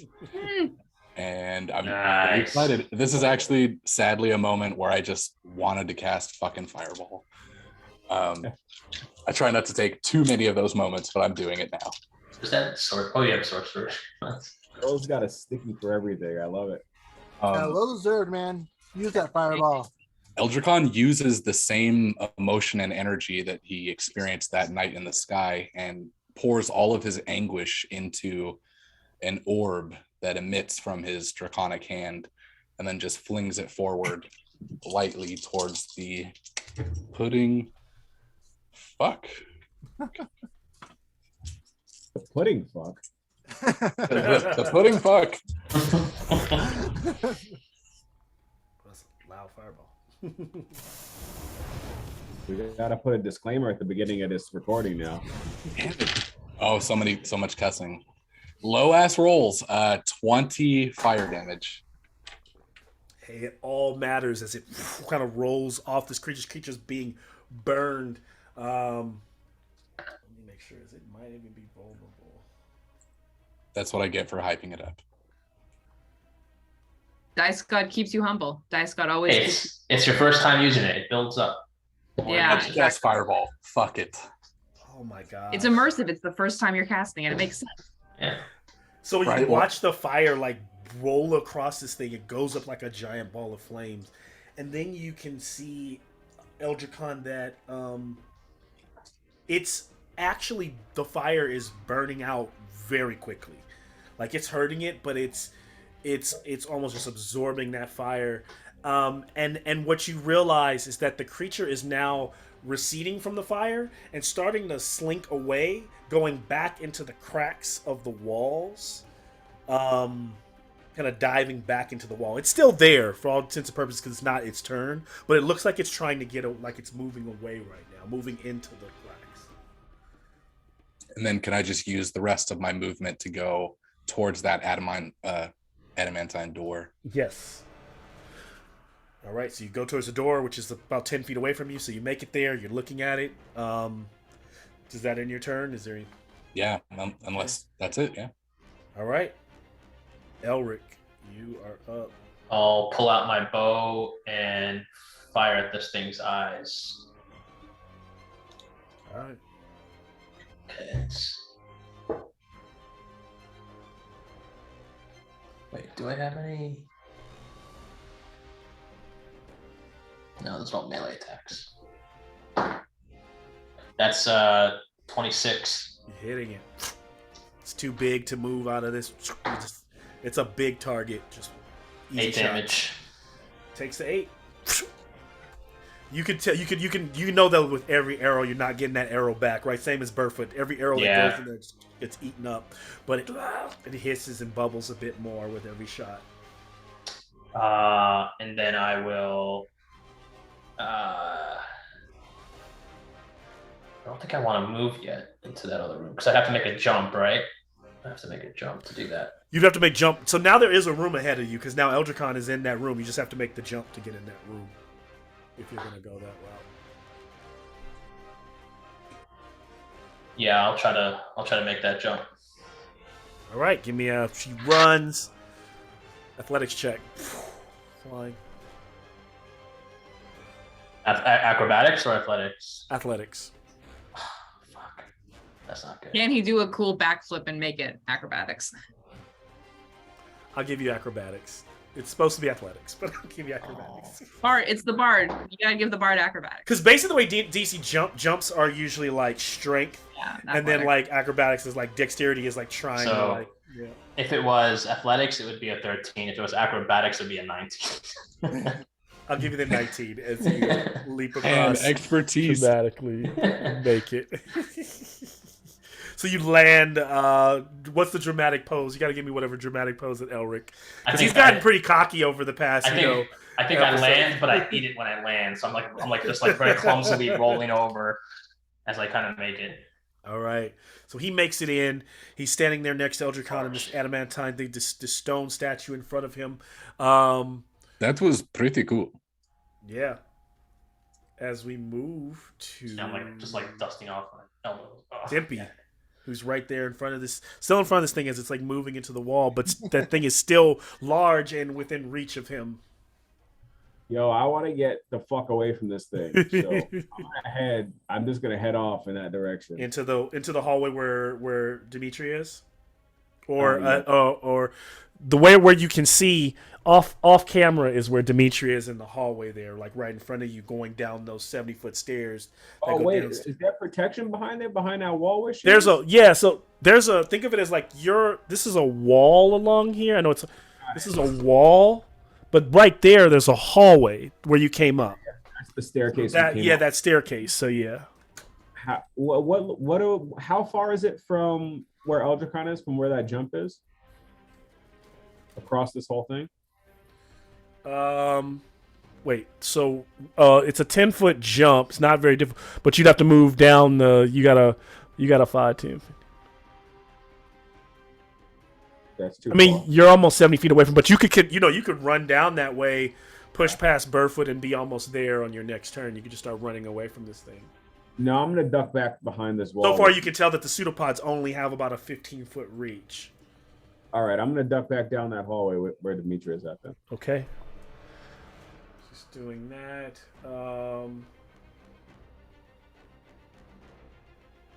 Burfoot, you are up. All right. It's still Hunter's Mark, so I'm just gonna try to attack it with my 2 attacks. Say that one more time. Sorry. All right, it's still Hunter's Mark, so I'm just gonna try to Yep. attack it with my 2 attacks. You got it. Those attacks. 28 and 23. Those both hit. Those both hit. Okay. I'm just gonna give you all damage again at once. Mm.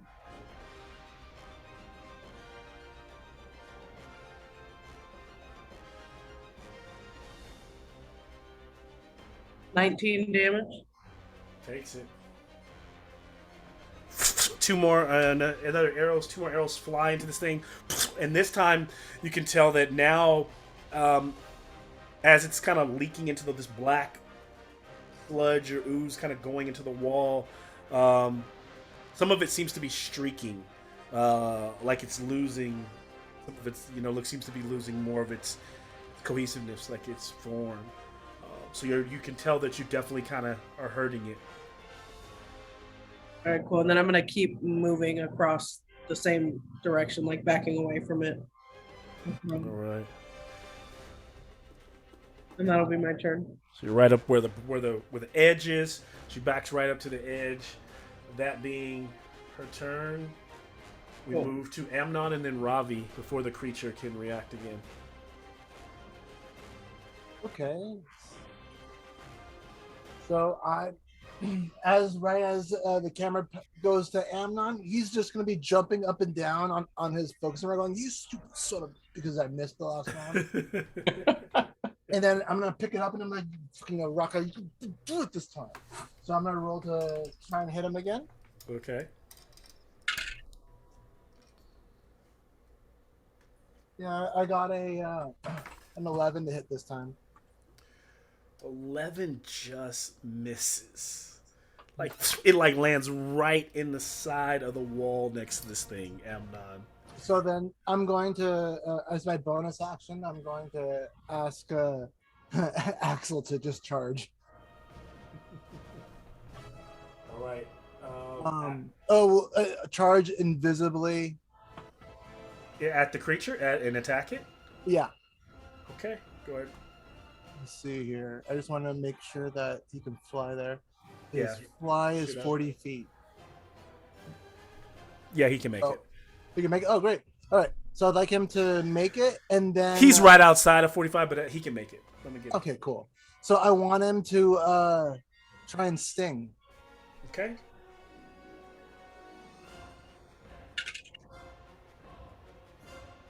Roll the 1. So kind of gets batted and slapped away for a second there. Yeah, I'm done. Okay. The rolls tonight. Fuck. Struggle. Yeah, It's the struggle bus been right rough now. with my rolls, man.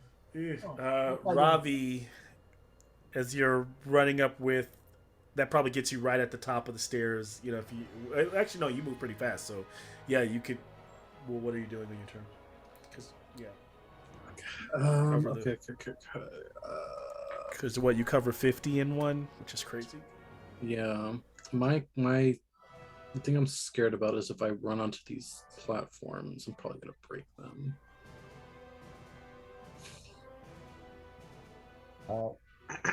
Rakalesh is a solid 220 pounds. Yes. Yeah, the sturdy areas are sturdy.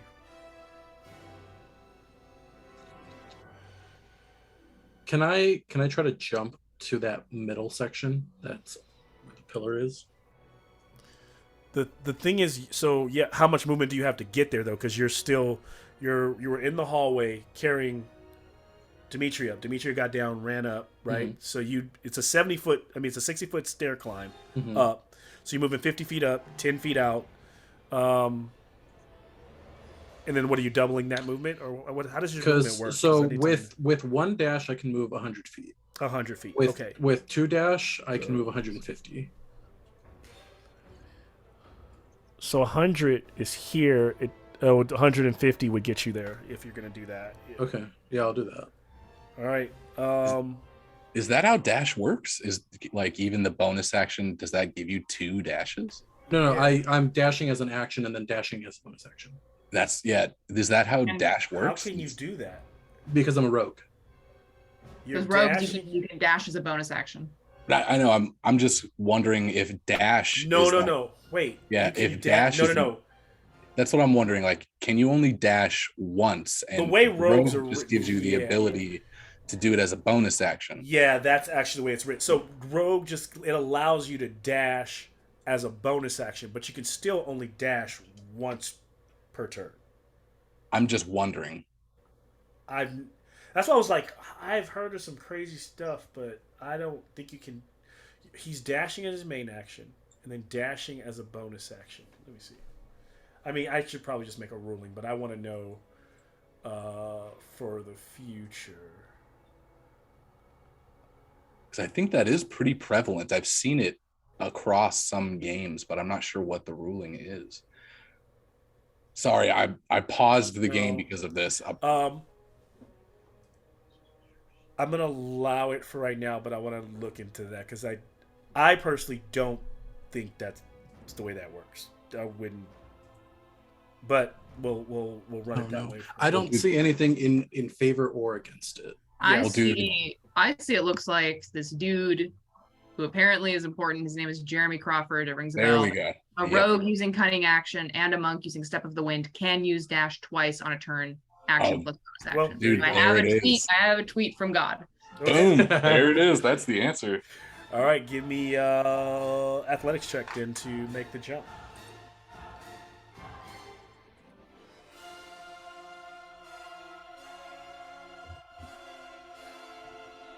Allow 12. Ooh, so scramble as he leaps across. I need a dexterity check from Ravi. I mean, a dexterity save from Ravi. 8. Oh my God, the rolls. The rolls. We need to all promise to lay our dice highest value up for the next 2 weeks. I will give you only because Rakalish had tried to do the thing with the tail earlier. This I will give you since Rakalish can see him coming to try to lend that hand, which will just give you help, which will allow you to roll that dex save one more time.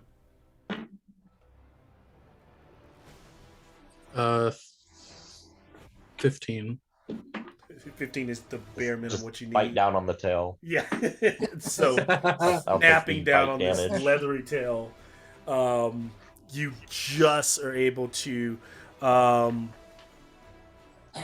barely hang on, and kind of by the scruff is like you almost kind of like scratch yourself, kind of falling off. Rocks tumbling in your face. You'll take 2 bludgeoning damage from the pieces, but you are saved from the fall. And I'll take a bite attack of damage, whatever that's at. We then move. So is that it, Ravi? Or, yeah, that's it. Oh, just do dash attacks. The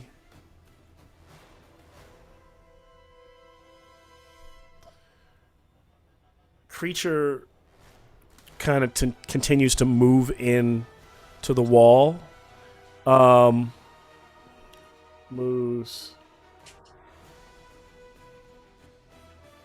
And so, Demetria, you're like at the top of the stairs. You and so the creatures come spilling through the wall in that archway, kind of bursting through the wall against him, like in between you two, like around you, both Demetria and Tempe in the hall. It's like moving through the cracks in the rock. It just pops up like right next to us, or yeah, right. But it used all of its turning, so it dashed. It kind of moved through the seams, so it's like bursting out, but it doesn't get to attack.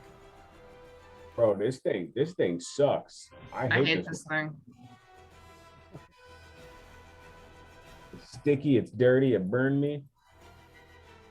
And okay, yeah. So it's just using all its movement. My God, if it fucks with my +1 plate, I'm gonna lose. So here's what the thing is. So you guys to to go through it, it's creating a wall in front of you where you have to like dive through it to get to where your friends are on the other side. It's like cutting off. It's like standing in front of you, essentially, like liquid gluish. Is it whose turn is it? Is it my turn? It's turns over. So Demetrius, your turn, and then Rakalesh. Okay, God help. Okay, I'm gonna try something. I would like to try to cast sleep on it. Okay, give me your. So, I just had this. Sorry, I got distracted looking at Jeremy Crawford's tweets. I'll do it. The highest thing I can do. Sleep, because it needs to. No, it doesn't need to roll anything. I roll. Yep. For all these It's just higher.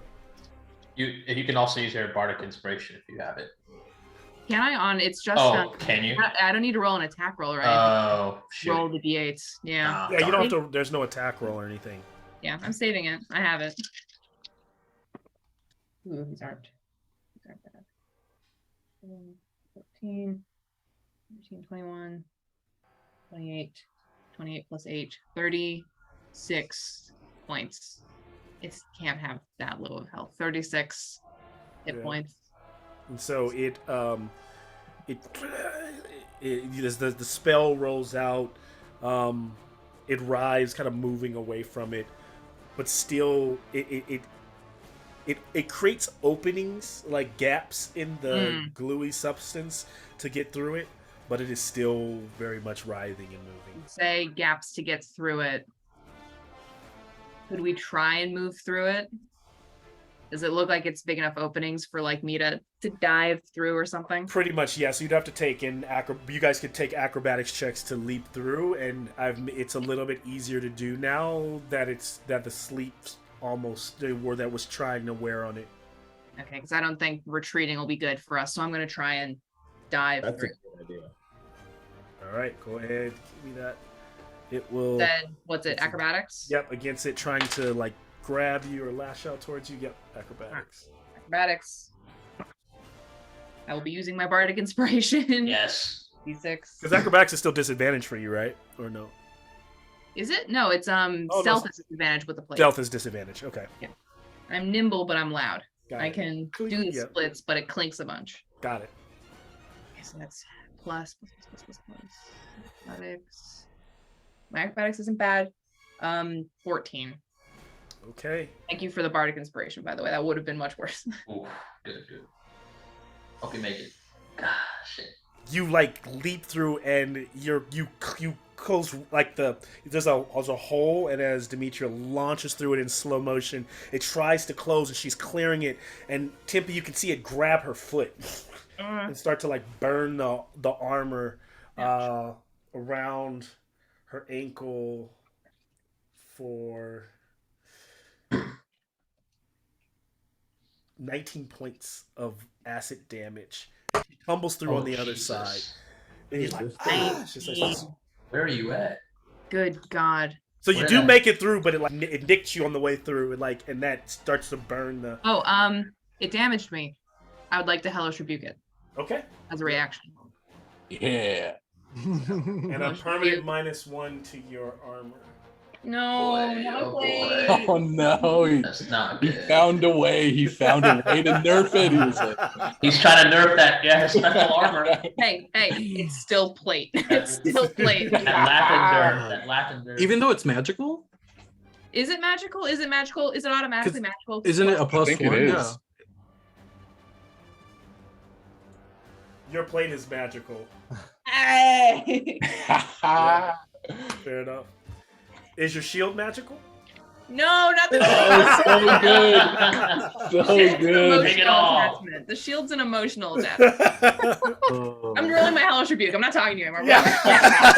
Wait. We'll take -1 from the shield. It's someone Wait. slashed on the There shield. we go. There we go. I think we know someone who could fix that.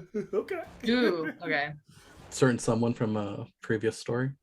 Oh. Okay, cool. Yeah. That's fine. I'll take that. What so an that honor. is- What an honor that would be. The armor is Finally, destroyed the if the distant penalty cousins, is the reduced distant cousins to to an me. AC So that of 2. is 13 points of fire damage for hellish rebuke. You got it. It needs to make a save, right? Or no? No, it's just automatic damage, right? With Hellish Rebuke. It does need to make a dexterity saving Got throw. it. Okay. Oh, it does. Yes, dexterity saving throw. Which it's probably gonna fail because that's what it's terrible at. Yeah, it's a 13. Okay, so 13 damage.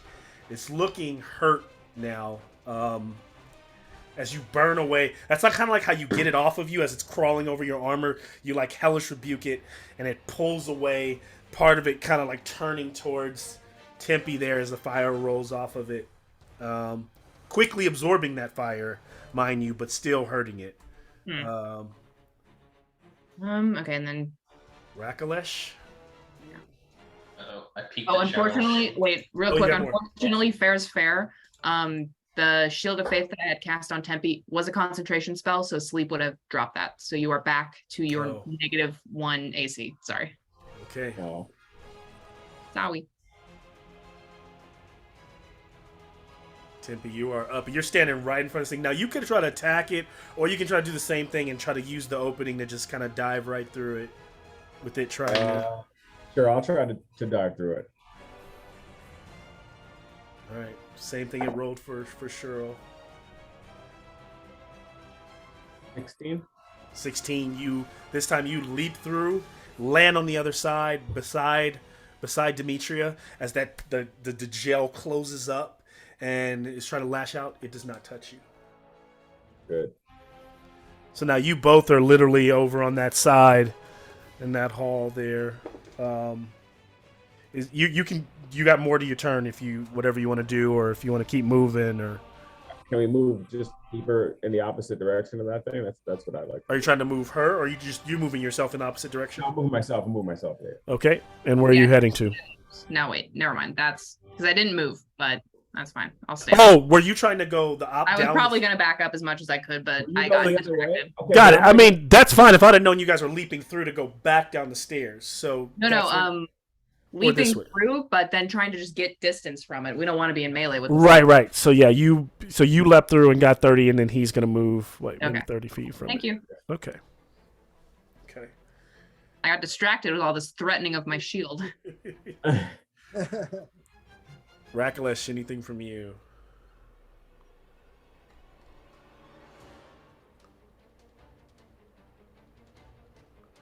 I think you're on mute. Whenever you come back, we'll take. Hello? Can you hear me? Yeah. Can you hear me? I can hear you. That's Eldricon. That's Eldricon, but I was talking to Rakalesh. Yeah. I'm so sorry. No, it's okay. The names sound similar, so I didn't hear anything. So when Jameson comes back, we'll take. But Eldricon, you are up because it's the top of round 4. So go ahead and. Yeah, my internet is being finicky as hell right now. Okay. Anything you want to try to do? Even though you can't see the creature, it's in that hall over there. So I don't know, but there's still a situation where you might be able to help other people out, or it's your turn. Yeah, I'm pretty sure I can cast. Is Guidance a touch spell?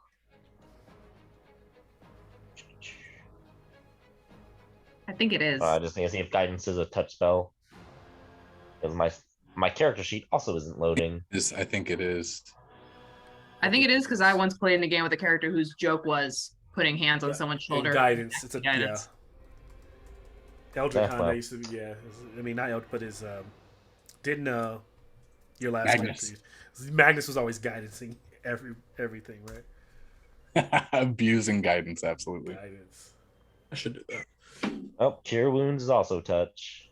So I'm gonna do a healing word on Demetra or Tempe, whoever.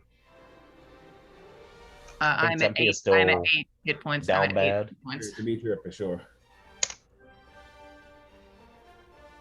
That'll be 8 healing total. Thank you.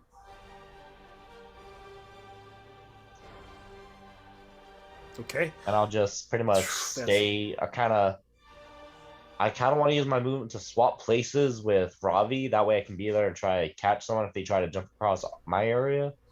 Okay. So kind of nimbly swapping places here. Yep. All that. No creature, and so no need to make a check as he just kind of like moves him to the side there. Top of the round, Eldricon. You're in that room. kind of dark across the way, 70 feet away. You can maybe see where that black thing is, but what are you doing? Observing the dwarf, just keeping my periphery in my periphery, and I'm attempting that adamantine door, but I'm gonna like pick Elric up if he isn't up yet, and just be like, "Where is everyone?" And then like go try that door. I know he said he bit it, but technically he's not prone. So yeah, so Okay, in game you're picking him up, but it doesn't count anything, right? You're like picking him up. Oh, great. And yeah, asking him, "Where is everyone? Are you okay? Are they okay?" And then trying that door. I'll keep an eye on them, and I'll go. I'll look out the door. And what are you gonna do? I'm gonna attempt that door. Yeah, I'm just gonna go for it. I'm gonna push the button without checking anything. And it's a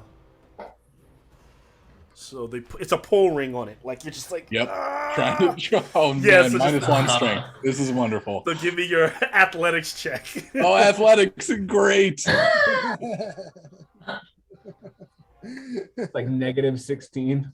Yeah, straight up. It's like when dogs are trying to pull something really hard, his feet like lift off the ground with the Oh floor. yeah, the feet are like moving on the stone floor. Yeah. Flipping, yeah. Can't get traction. Okay.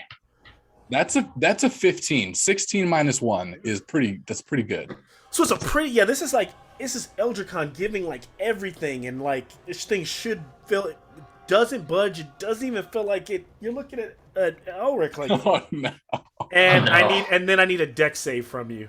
Oh, beautiful. Even better. That's a 7. Oh god. As suddenly the statue that you're looking at your periphery, the dwarven's eyes turn red and fire shoots out of his eyes. Oh fuck. Washing over your body for 22 fire damage. Throwing you back, and the minute you let go of the ring, the flame, the fire stops. Okay, I don't know if this is a reaction or not, but I can give myself, or is that not yet?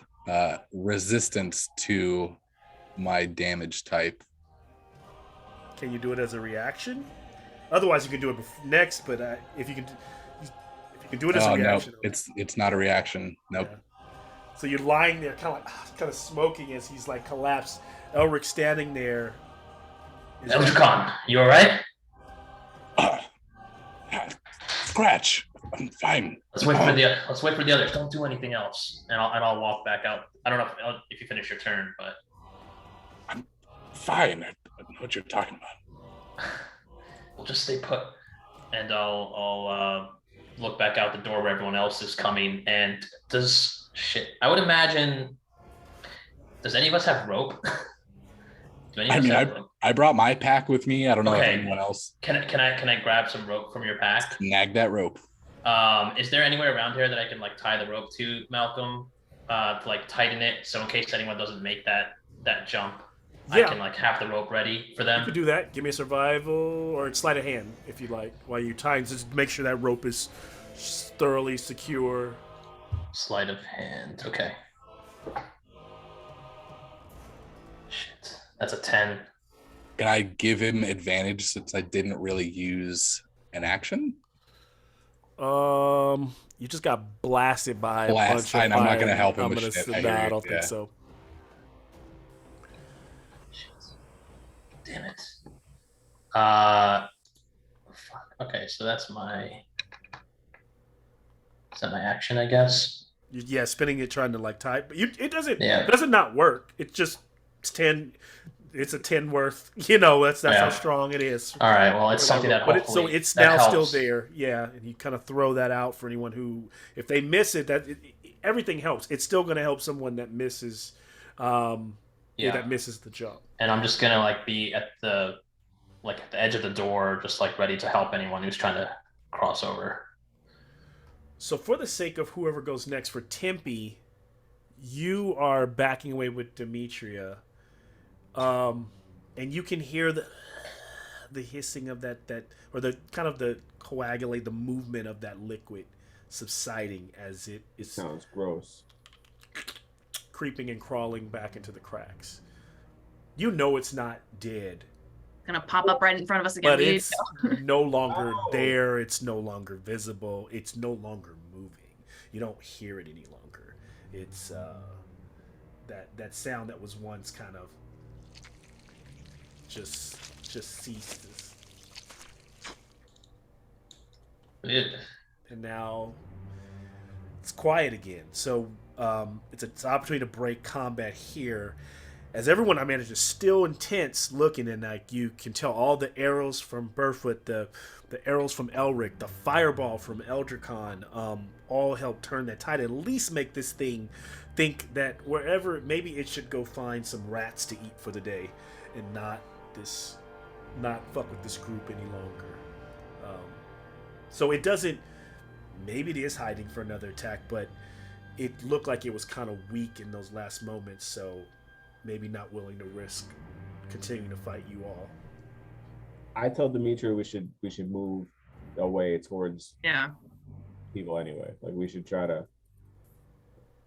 Yeah, I think we should head towards. I think we should head towards the southernmost bridge, the one that has Amnon on it.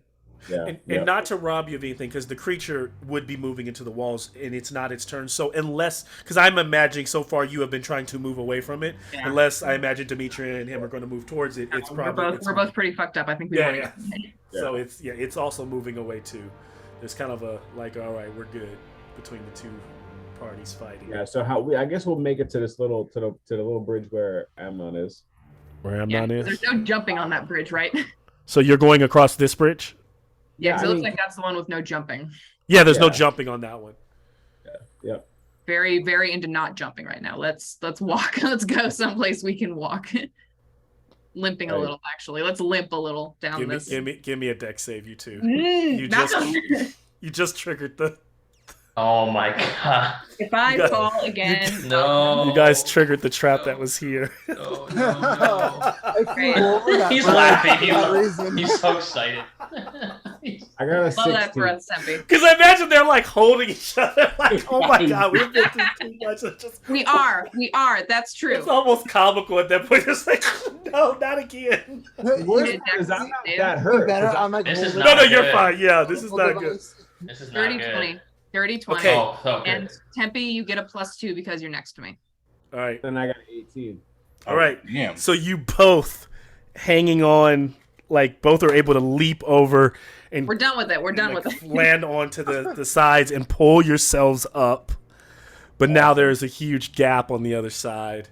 Of course, you can hop between the two. But 5 feet wide. This fucking bridge is only 5 feet wide. You said, or something like that. It's only 5 feet wide, so you pretty much. No, 5 feet can take you is enough to kind of pass each other because 5 feet is a pretty large space. Well, no, I can't pass Demetria though. In my head, as we were walking, we were supporting each other. It starts to crumble. Dimitri with the natural 20 fucking like suplexes him. Yeah, just. They're like sitting there at like the edge of the thing, like all sprawled over each other. Yeah. I want to see that WWE tag. Right there. Demetria and Yes. Tempe. Yes. That's the end game. That's the true like best end game for Tempe and Demetria is WWE tag team. Yeah, 1000%. Can Tempe wear Ultimate Warrior paint? Oh, dude, I'm already there. I'll do it in real life too. We should play that game. I'm so in. Yes. In my face. That's my favorite wrestler, bro. Oh Ultimate yeah, Warrior he is my summons the favorite as power well. of the eagle. So in Artheros game, Nick plays Apex Predator, who is based on the Ultimate Warrior. No, fuck. Oh. And whenever he shows up in his music, he has his magical music that comes out of his belt that goes. No. What?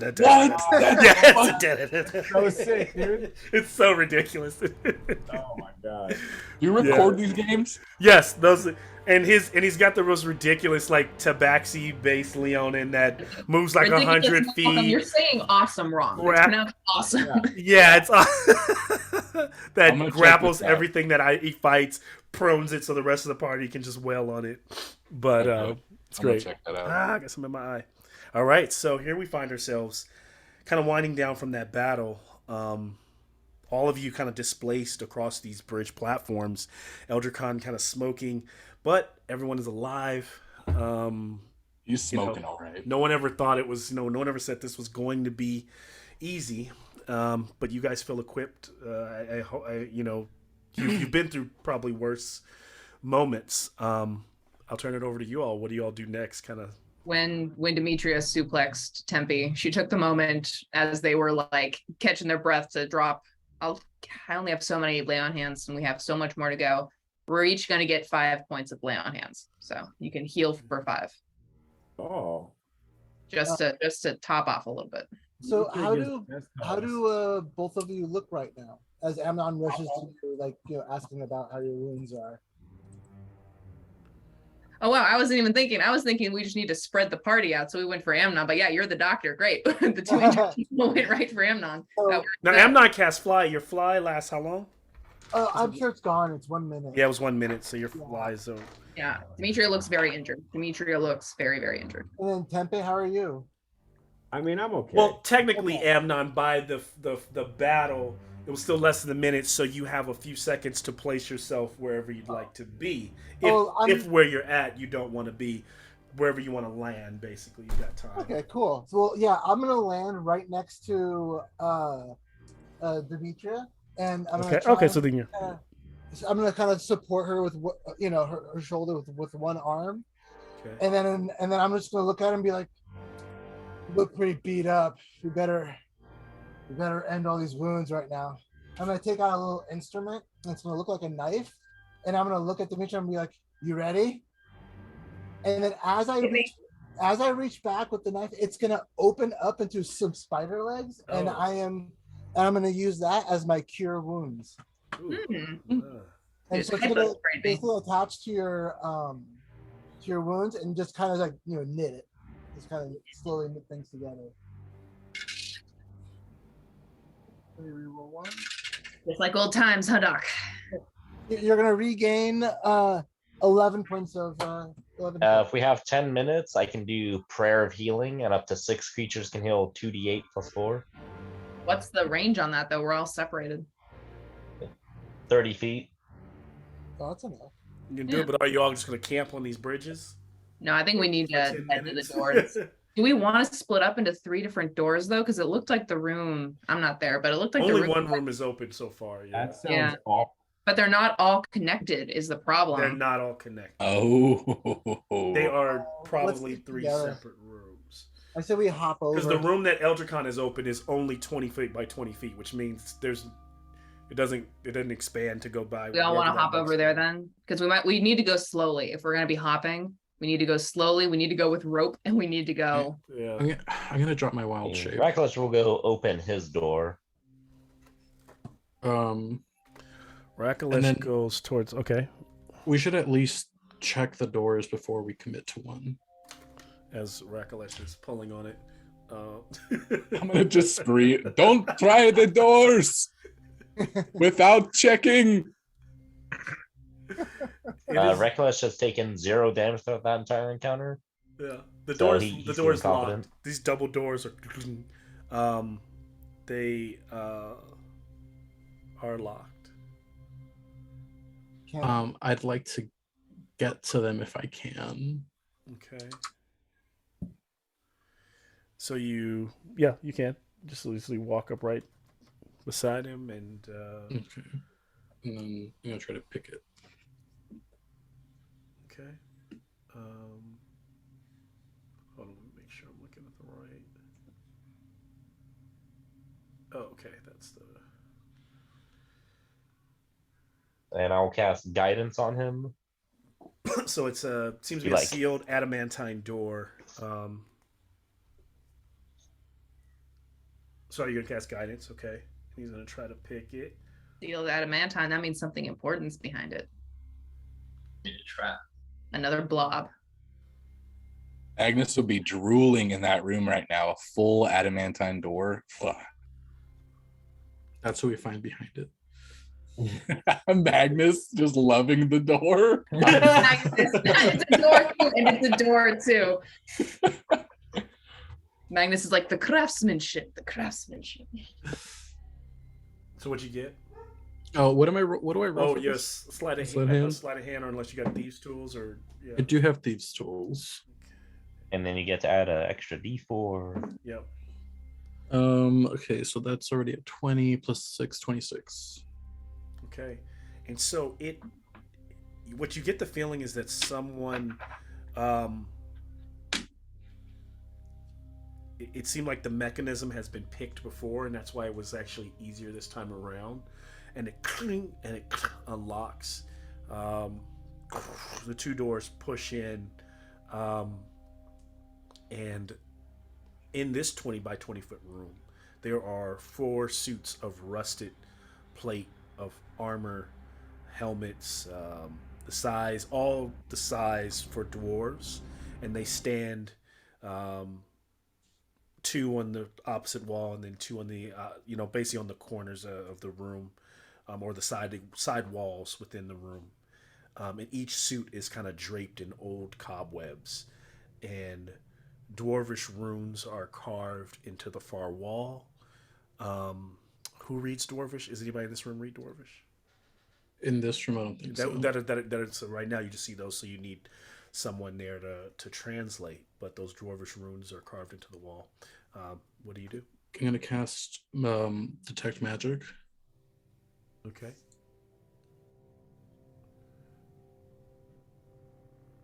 Raklesh is just thinking, I remember some suits of armors that were just standing there, and then they weren't.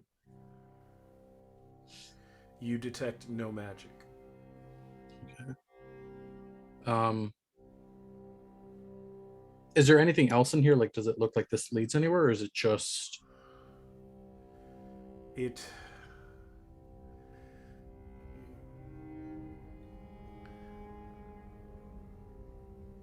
As you stand there, you hear the orb goes, "It's always fun watching.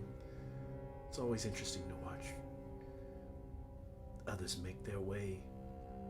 Though that slime was, or that was new. Thing must have found its way in from somewhere else." But no, you're looking at these. There don't seem to be any other. I mean, just on sight, any other ways in or out of this room, and these 4 suits of armor that are standing there like figures in the room, just but covered in cobwebs, looking like they have not moved in ages. In the other room, Eldracon's sitting there, the statue of a dwarf that's got 2 flames flickering in its eyes, and that trapdoor is now red hot. It's slowly starting to, turn back from red. That ring on it, him and Elric over there. What do you guys do? Wish Amnon were here. I'm gonna go inspect the statue. I don't know what the fuck is going on with this thing. Just be careful. Stay out of his eyes. Stay clear. Don't touch the door. I don't know if you knew that, but don't. Yes, I got that. I mean, I'm fine, but... Are you sure? Yeah, wipes off the charred bits of cloth on. But yeah, I'm inspecting that statue, trying to see if there's a mechanism that actually turns it off. Yeah. Okay. While they're doing this, can I call to Elric? Just... You may. Can we also go with Rakalesh? Can we go further? I need a translation. What I'd like to know, so we're probably going to wind down here and close out. So just for the sake of the time, so where is everyone going? You said where? I think we should go towards our door. Yeah, we should also go towards our door. Yeah. Testing the ground, poking the ground with the mace of disruption to make sure that. Yep, you guys make it all the way across. Your door is locked as well. All right. I mean, I'll start working on our door. Okay. I'm just trying to find the things that I have. How far away, if Elric pops out, pops his head out of the door, which is a totally hilarious image, how far away from me is he? Because it's 10 foot between 10 feet between each, so 35 or something. 35 feet. Okay. Never mind then. It's 10 between each, and then 5, 10, 50, so 20. Just too far enough. I'll save it for when we're all within 30 feet again. 35, yeah. Okay, never mind. And so, just give me, if we all just go around, how y'all, maybe one thing that your characters maybe thinking or doing, or how they maybe feel, if you want to, just to kind of like settle off like where they're at right now in their headspace. Demetria has been healed. She's looking much better. But as Amnon's fiddling with the door, I imagine Tempe's behind him. Demetria takes a second to look at the damaged front of her shield, Illyria's shield, and just kind of take a moment in this breather to mourn the damage done to this thing that she has a lot of reverence for. And I imagine it has that Bahamut like kind of crest head face on it. And like where the acid splashed on it, it's kind of like burned a scar down the Bahamut's like face, like a slash through it. So aesthetically, it still has something to it. The edges are a little burned away, but yeah. Rakalash is just thinking, damn, none of these people ever want my help, and when I give it, there's no thanks ever. The cleric, the thankless cleric. He's got a point. Also, is there meat inside these armors? No, it is just armor. It's not even skeletons inside. There's just nothing in there. Is there anything I can do to help Amnon open the door? You tell me what would that look like? I mean, you have to describe for me how you would actually be trying to help Amnon. I don't know. I mean, I guess, yeah. He's looking over the shoulder, like no to the left. Yeah, I mean, hey, I mean, like moral support. I don't. Rubbing his shoulders. Yeah, I'm rubbing his shoulders. Are you putting some oil onto my scales? No, I guess that makes sense. Yeah.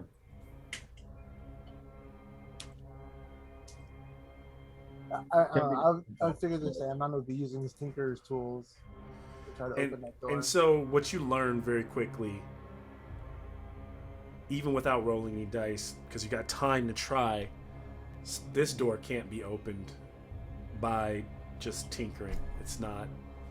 You almost break a couple of your tools off while working on it. There's this dwarvish script on the wall. I know we need Elric to be there to read it. Yeah. So, was Elric, has anyone called over? Is that like not a thing that's important? Yeah, Robbie was doing that. What were you? Mm-hmm. You know what? I can have. Oh, never mind. No. Try to describe it to me. I'll see what I can. Well, I was thinking. Well, there's a line, and then there's another line that goes through the first character, and then the second character has kind of like a triangle shape. Oh, dude! I feel like I need to make like an intelligence check to see if I can like properly translate. No, it's that scene. It's that scene at the end of The Mummy when he's trying to describe the hieroglyphics to her. Yes. It's a bird. It's a bird. Yes. It's like he's trying to translate kanji by like mouth, word of mouth to you. He's like doing the sides. Yeah, give me. There's like a little happy face. Transcribe it on a piece of paper and show that paper to Elric. Oh, if you have paper, yeah. If you have paper, then probably get the or imp. Also try and the jump imp can fly it over to me. I'll maybe. take that. I can imagine you all true. have some kind of parchment. I do have that. Yeah. All right, so I'm gonna do that actually. But so Amnon how is Amnon? Because Amnon's not in the room with the scribing, because this room's open now. Yeah, Amnon, our door's busted. Our door won't open. Yeah, you're at the door, Amnon. You're at the third door, the one that won't open. Won't open. Okay, so then just jump across. Yeah, I would say that we're gonna have to jump across. Lash some rope between the two platforms. Oh, yeah, we've got rope. Yeah, I have some rope, and I can toss it towards one of the people on the middle platform, and you can tie it together with your rope. Yeah. All right, with all your rope working together, instead of making athletics or acrobatics checks, I will take advantage survival checks instead. from anyone that's trying to use the ropes to cross over to here. And that brings the DC to... I would have rather taken an athletics check. I don't know. Yeah, can we do athletics? Can the jocks do athletics checks instead? Oh, what? But it brings the check down to a 10. Okay, cool, perfect. If it meets, it beats. Oh, 15. I got a 15. If you want the other way, the check goes up. But if you want to just jump it, I got a 15. you can always just jump it. You can choose to just jump it. But I have paper, so I'm gonna okay. Write this down. So working your way across these ropes and stuff, all of you make your way. Did anybody fail? I don't think anybody did. Did a 10 fail? No, a 10 beat it. That meet it. All right, great. That's what I got. So you're all like working your way across. You all make it over. While you're doing that, Ravi is inscribing what he sees on the wall, and he leans out and shows it to Elric. Elric's like, it says, trying to read it, Elric. It looks like, jeez, what's going on with my computer? Stop. Sometimes my computer's putting something in my way. Okay. Where I couldn't read what I was trying to. It says God,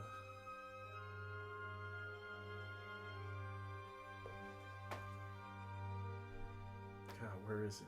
Yeah, it says a secret never before told will part Dumathoin's lips. Dumathoin? Who's Dumathoin?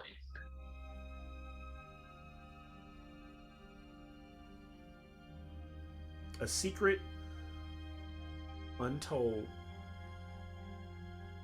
will part Dumathoin's lips. Can I ask Galore what that means? I have the rock. I have Galore. You need holding him for him to talk to you, or no? Because he talks to him telepathically. So yeah, this is so dangerous. Ravi just with this stone. This is not the first time I've had things to do with secret chat with aberration. Yeah, you had secret chats going on. It doesn't respond. Oh, now she's quiet. I don't know what that means.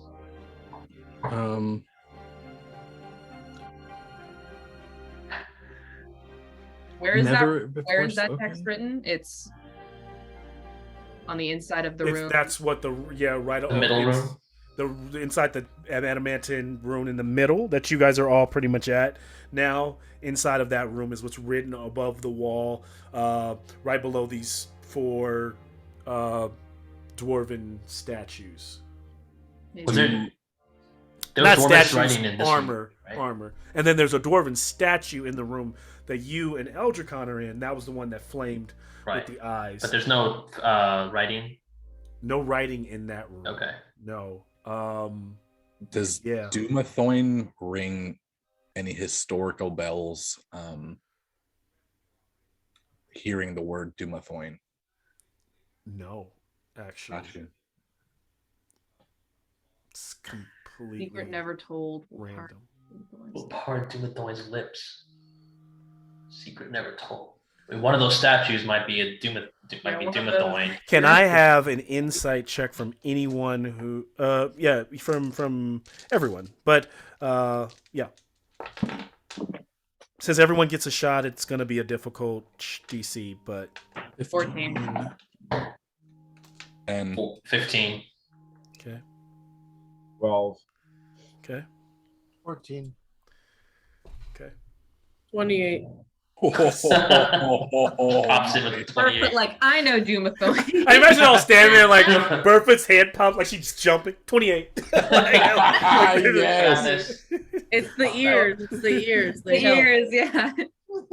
What I'll say, Wisdom. Burfoot, is a secret told will part Dumathoin's lips. What Burr hears when she's listening to them say it sounds like Dumathoin is a name, but it sounds like Dumathoin doesn't matter. Like it doesn't. The name has nothing to do with what's being asked. So it's not. The name is not relevant. Sounds like we just need to start spilling secrets. What secrets don't we know about each other yet? We've known each other for 2 weeks and we've opened up like clamshells. That statue, is it reachable? Could I walk up and reach it? The one that's in your room? Oh, which one? The one that's you're in the yeah, easily. It's just standing there.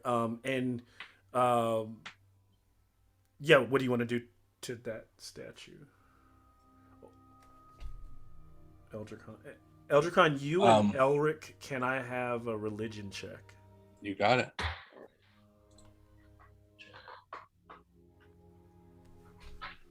+0. It's a fucking 6. That's a 10. Okay, so you don't know who this statue is. It appears to be some kind of godlike presence to the way this statue looks. So he's just not a. You can tell it's regal. This is not a regular dwarf, and the fire in his eyes, the way he's depicted, but you don't know who it is. Yeah. How would the name matter? Is the doorway? It does not look at all like lips, correct? The doorway, to say that one more time. The adamantine doorway, like the archway and the door, don't look conveniently like lips in any way, right? No.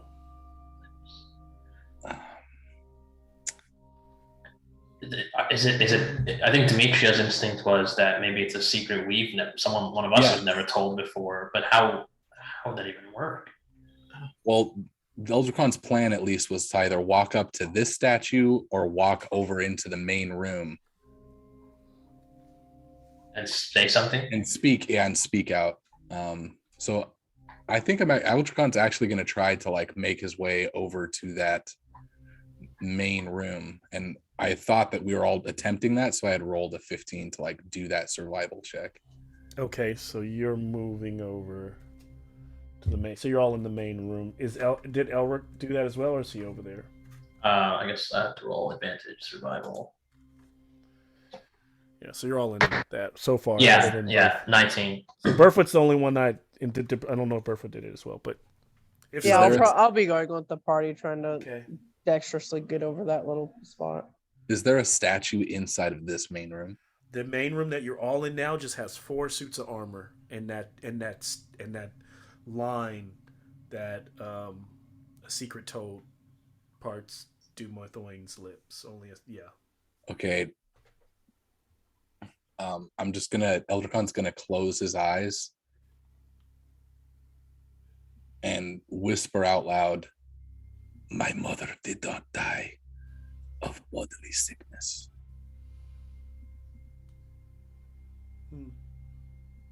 The party does not know that? No, anyone who's asked her anything, he says that she died of an illness. And so,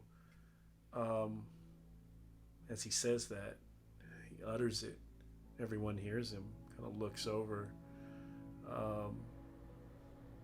and it's just deathly quiet in the room for a second.